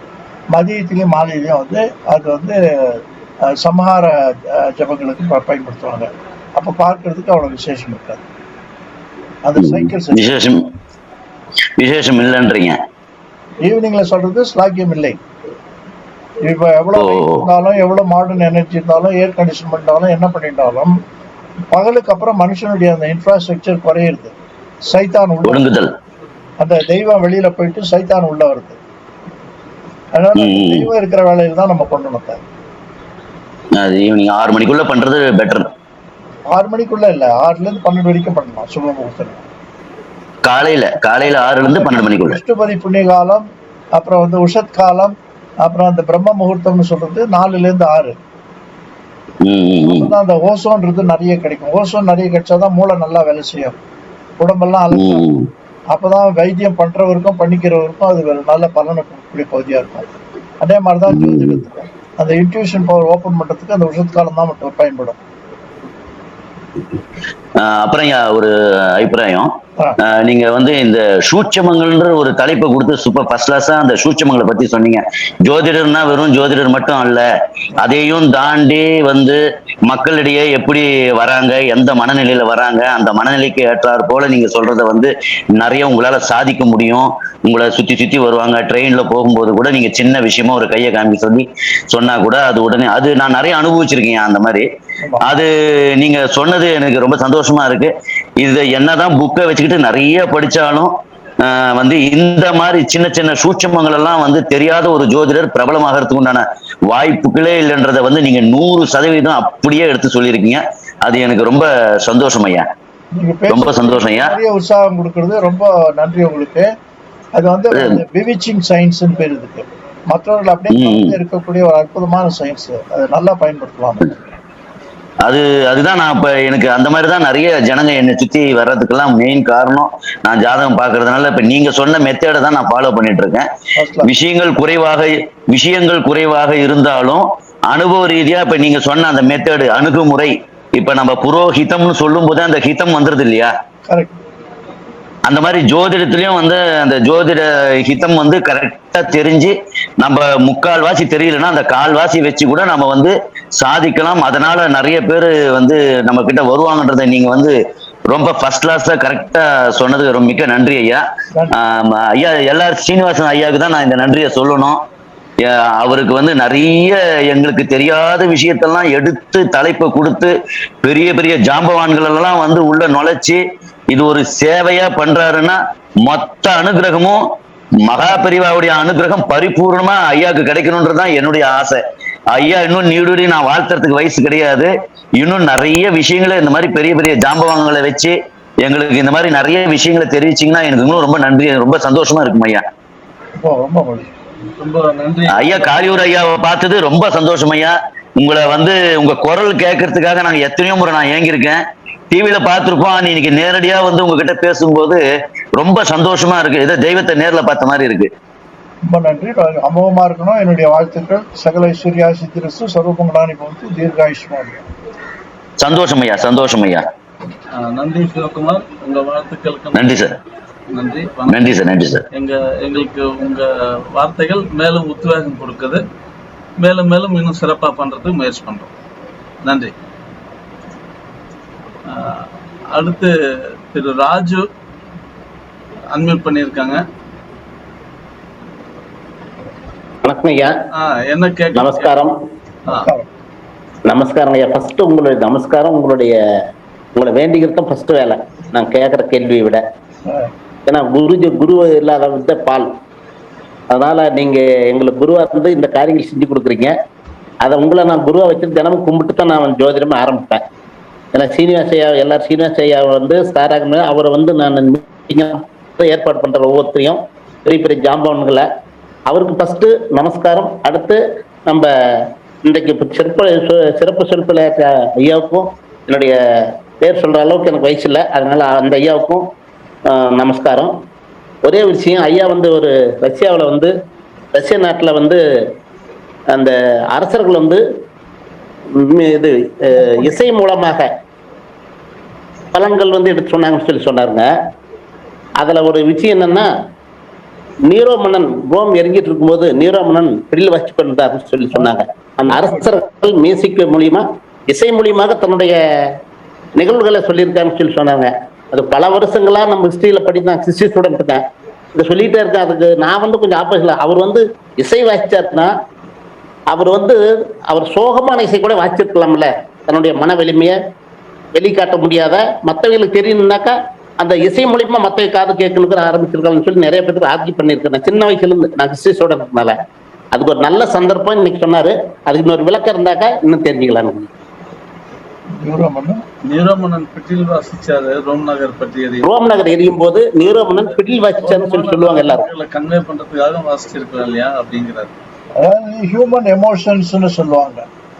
நல்லதா இருந்தாலும் கெட்டதா இருந்தாலும் மனிதனுடைய மனம் பேதலிக்கும் போது தன்னை மீறி அவனுக்கு வருத்தங்கள் உச்சகட்டத்தை எட்டும் போது அதை சாந்தப்படுத்துறதுக்கு இந்த மாதிரி விஷயங்கள் சாஸ்திரத்துல உண்டு. நம்ம தமிழ் மரபுல அது நிறைய இருக்கு. அதுதான் இந்த கலம்பாக்கம்னு சொல்லுவாங்க. ராஜாக்கள் வந்து கடைசி காலத்துல கலம்பம் படிச்சா ரொம்ப இனிமையா இருக்கும், ஆனா அவங்க சுகமான இறப்பு பெற்று மோட்சம் அடைவாங்கன்னு சாஸ்திரங்கள்லாம் இருந்திருக்கு. அந்த ஒரு ஸ்பிரிட் ஆஃப் அண்டர்ஸ்டாண்டிங்ல தான் அவர் வந்து அந்த ஃபிட்டில் வாசிச்சாருன்னு சொல்லுவாங்க. ராவணன் வந்து கடைசியில அந்த இன்று போய் நாளை வான்னு சொன்ன உடனே அவனுக்கு சிவனை குறிச்சி பாடுறதுக்கு அந்த வீணை வாசிக்கிறாரு. அதுல வந்து அவர் வாசிக்கிற ராகத்துல அவருக்கு பெரிய ஒரு மன நிம்மதி கிடைக்கிறது. இன்று போய் நாளை வான்னு சொன்னாக்கா அது கேளனம் பண்றாங்க. ஏன் இப்படி வந்து போற, அவனுக்கு அறிவு இல்லையா, எல்லாரையும் கொண்டுட்டான், அவன் காட்டுல தெரிகிற மனுஷன், குரங்குகள் தான் சிநேகிதம், உனக்கு வந்து ராஜ்ய பலம் இருக்கு, புஜபலம் இருக்கு, நல்ல வீரன் சூரன் பராக்கிரமசாலி எல்லாம் தம்பிமார்கள்லாம் இருக்காங்க, நீ போய் மடை நாட்டாங்க போறிய, உனக்கு 10 தலையில ஒரு தலையில கூட மூளை இல்லைன்னு நாரதர் கேட்கிறாரு.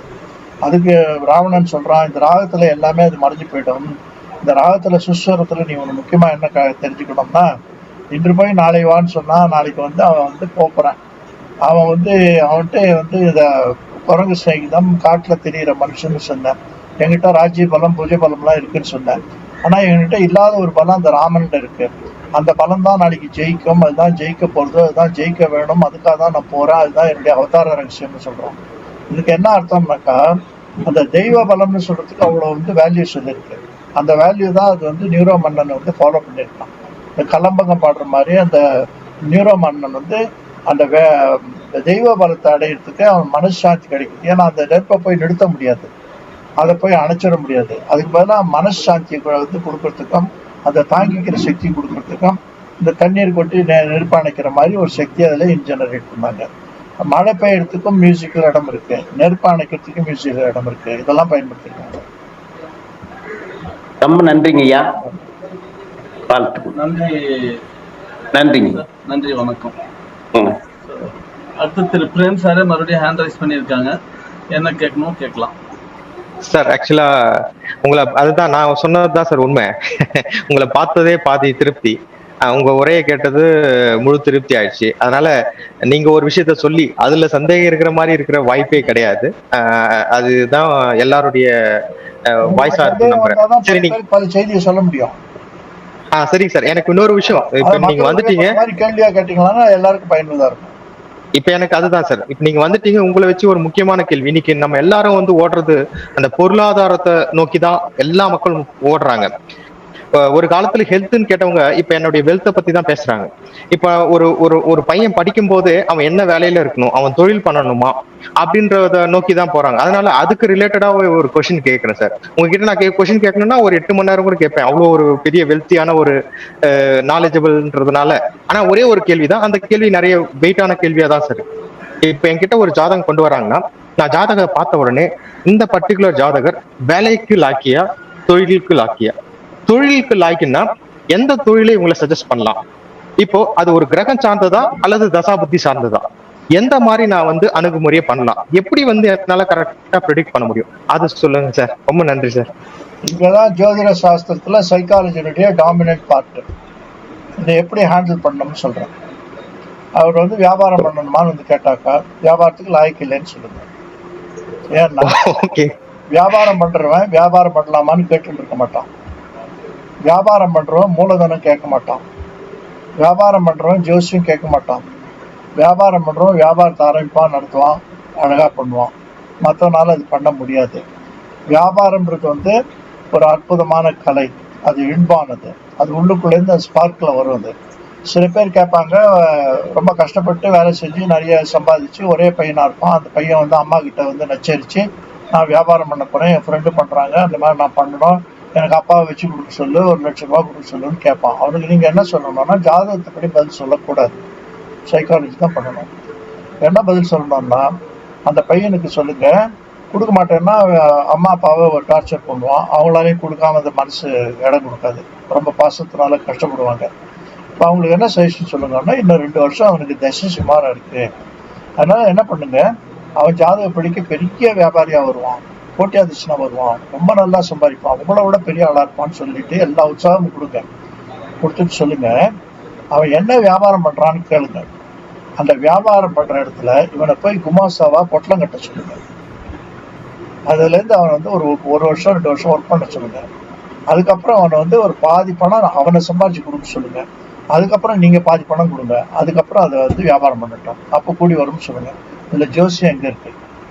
Out and out human study and psychology. So அதனால தான் இந்த சப்ஜெக்ட் சூஸ் பண்ணுது. அதனால் அவங்ககிட்ட சொல்லுங்கள், இந்த மாதிரி பண்ணுங்கள், சரியாக போய்டும் சொல்லுங்கள்.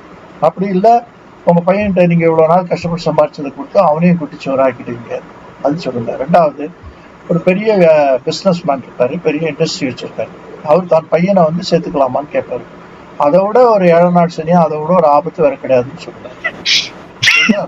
அவனை குட்டிச்சோரா ஆக்கிறதுக்கும் நீங்களும் குட்டிச்சோரா போகிறதுக்கும் இதுதான் நல்ல உபாயம்னு சொல்லுவாங்க. அதுக்கு என்ன பண்ணோம்னாக்கா, அந்த பையனை உங்கள் பேர் சொல்லாத வேற இடத்துல இதே மாதிரி இடத்துல ஒரு மிஷின் கிளீன் பண்ணுறவரா பெருக்கவரா போக சொல்லுங்க. அங்கே வந்து எவ்வளோ தூரத்துக்கு முன்னுக்கு வர முடியும்னு பார்க்க சொல்லுங்க. அங்கே ஒரு 2 வருஷம் வேலை பண்ண சொல்லுங்க, அதுக்கப்புறம் சேர்த்துக்கொள்ளுங்க. இல்லைன்னா அவனை தூரம் வைங்க. ஒரு நல்ல நண்பனை இழக்கணும், நல்ல உறவுக்காரனை இழக்கணும், நமக்கு வேண்டியவனை இழக்கணும்னு சொன்னால் அவனுக்கு கடன் கொடுக்கணும் அல்லது அவன்கிட்ட கடன் வாங்கணும், அவனோட சேர்ந்து வியாபாரம் பண்ணணும் அல்லது அவனுக்கு வியாபாரத்துக்கு ஒத்தாசை பண்ணணும், குடிச்சோரா கொடுக்கணும். இதெல்லாம் தெரிஞ்சுக்கிட்டு தான் சேர்க்கணும். அருமையான விளக்கம் சார். கண்டிப்பா நீங்க எப்படி சக்சஸ்ஃபுல் ஆனீங்கன்னு தெரியுது சார். நன்றி சார், நன்றி சார், நன்றி. Okay, thank you Prem. அடுத்து நம்ம ஆஸ்ட்ரோ இன்ஜினியர் ஜெகநாதன் சார், வாங்க உங்க கேள்விகளுக்காக காத்துட்டு இருக்கோம்.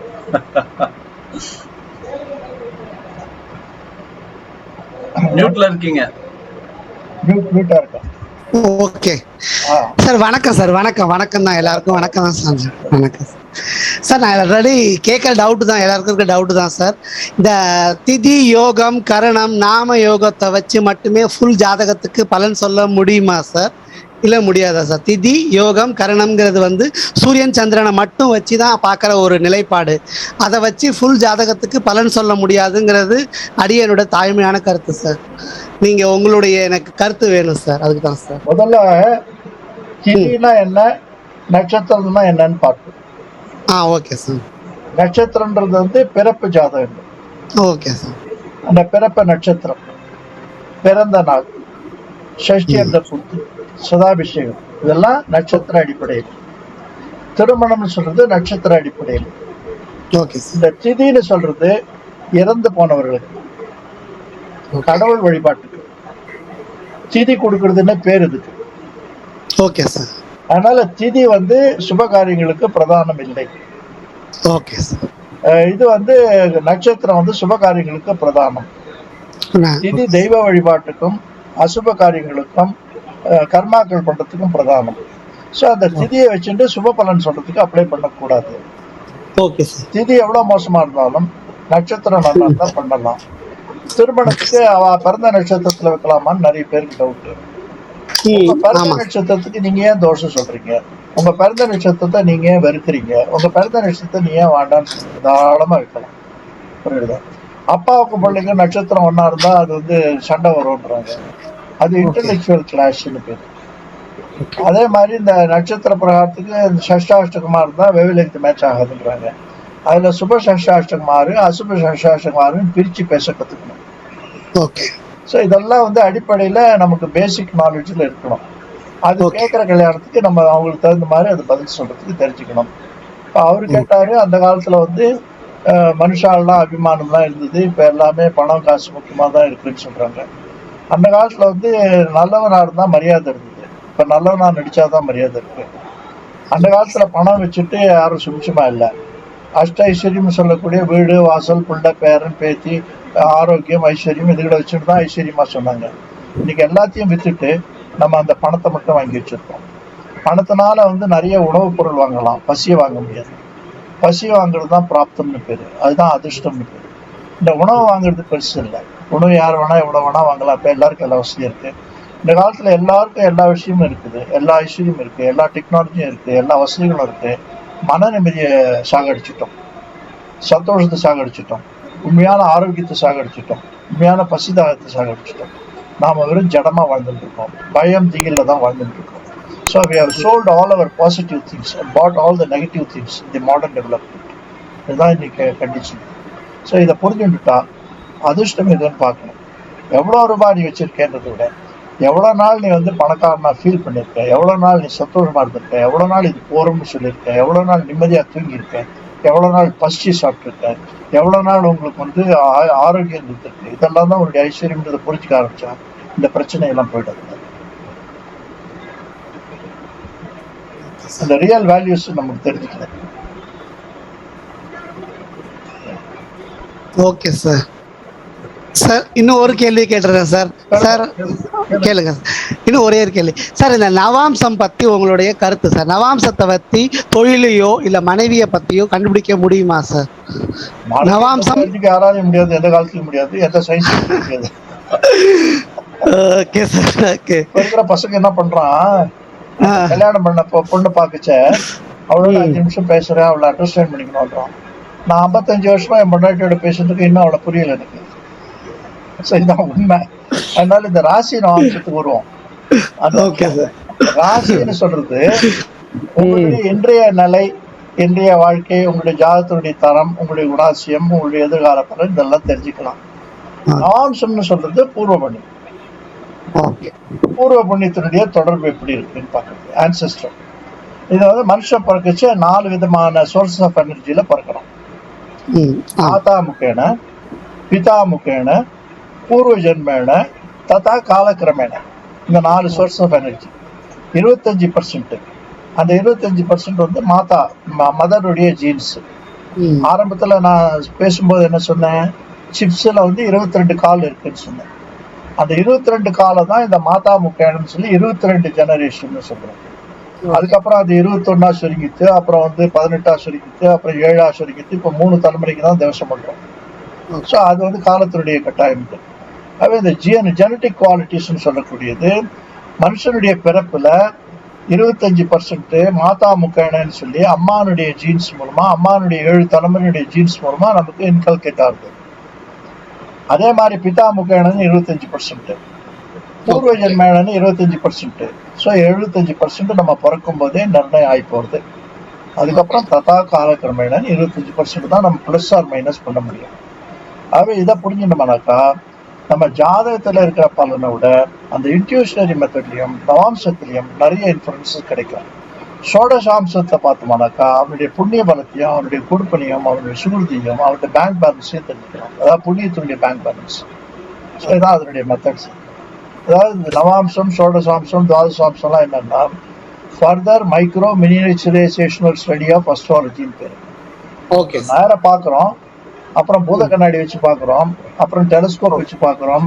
இப்படி வந்து அதை இன்னும் டீட்டெயிலா பார்க்க நம்ம போறோம் இல்லையா, அதுதான் இந்த சிஸ்டமுக்கு காரணம். இந்த சிஸ்டத்துக்கு தான் அது வரும். டைரக்டா ஆன்சர் சார். வந்து ஒய்ஃபையும் பார்க்க முடியாது, தொழிலையும் பார்க்க முடியாது, நம்ம ஜாதகத்திலேயே பூர்வ புண்ணியத்தை தான் பார்த்துக்கலாம் அப்படிங்கிற மாதிரி இல்லையா சார்? நவாம்சத்துல என்ன பூர்வ புண்ணியத்தினுடைய இன்டராக்ஷன் நிறைய இருக்கும் அதுல. அதனால சில பேர் என்ன சொல்லுவாங்கன்னா, என் ஜாதகம் குயின் எலிசபெத் மாதிரியே இருக்குன்னுவாங்க. இருப்பான். ஏன்னா அது காலதேச வர்த்தமானம், அது வேற.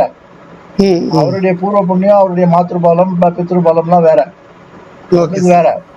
சோ நீ அந்த ஜாதகத்தினுடைய சர்ஃபேஸ் வேல்யூவேஷன் பார்த்தா டேலி ஆகாது. Okay sir. சோ அந்த காலதேச வர்த்தமானம் பிடிக்க அதை பாக்குறதுக்கு ராசியில இருக்கிற சக்கரத்தை இங்க வந்து நம்ம அந்த சக்கரத்தினுடைய ஸ்ட்ரென்த்தை தெரிஞ்சுக்கிறதுக்கு பரிவர்த்தனை, அப்புறம் வந்து மூலத்திரிகோணம், இதெல்லாம் வச்சுட்டு நம்ம பாக்குறோம். ஓகே. அந்த மாதிரி அந்த இதுல வந்து அடிப்படையில அவனுக்கு எவ்வளவு புண்ணியம் இருக்கு, எவ்வளவு இன்ஜெனரேட்டட் கெப்பாசிட்டி இருக்குன்னு தெரிஞ்சுக்கிறதுக்கு அது வேணும். Okay sir. நன்றி சார். நன்றி sir. Okay sir. Thank you sir. Thank you sir. நன்றி ஜெகநாதன் சார். நன்றி. ரைட், நிகழ்ச்சியோட நிறைவுக்கு வந்துட்டோம். நல்ல ஒரு அருமையானது ஒரு நிகழ்ச்சி, ஜோதிடர்களுக்கு மிக்க பயனுள்ள நிகழ்ச்சி. இப்படி ஒரு பாக்கியம் கிடைத்ததற்கு ஸ்டார் அகாடமி சார்பில், பாக்கியம் அளித்ததற்கு ஸ்டார் அகாடமி சார்பில் மதிப்பிற்குரிய ஐயா திரு காளியூர் நாராயணன் அவர்களுக்கு உங்கள் அனைவரின் சார்பிலும் நன்றியையும் வணக்கத்தையும் தெரிவித்துக் கொள்கிறேன். நன்றி, வணக்கம். சனிக்கிழமை. நன்றி. நன்றி சார். மிக்க நன்றி. மிக்க நன்றி. நன்றிங்க சார். கேட்டதற்கு செய்துள்ளேன். நன்றி. நன்றி. நன்றி சார். நன்றி. நன்றி. நன்றி ஐயா. நன்றி.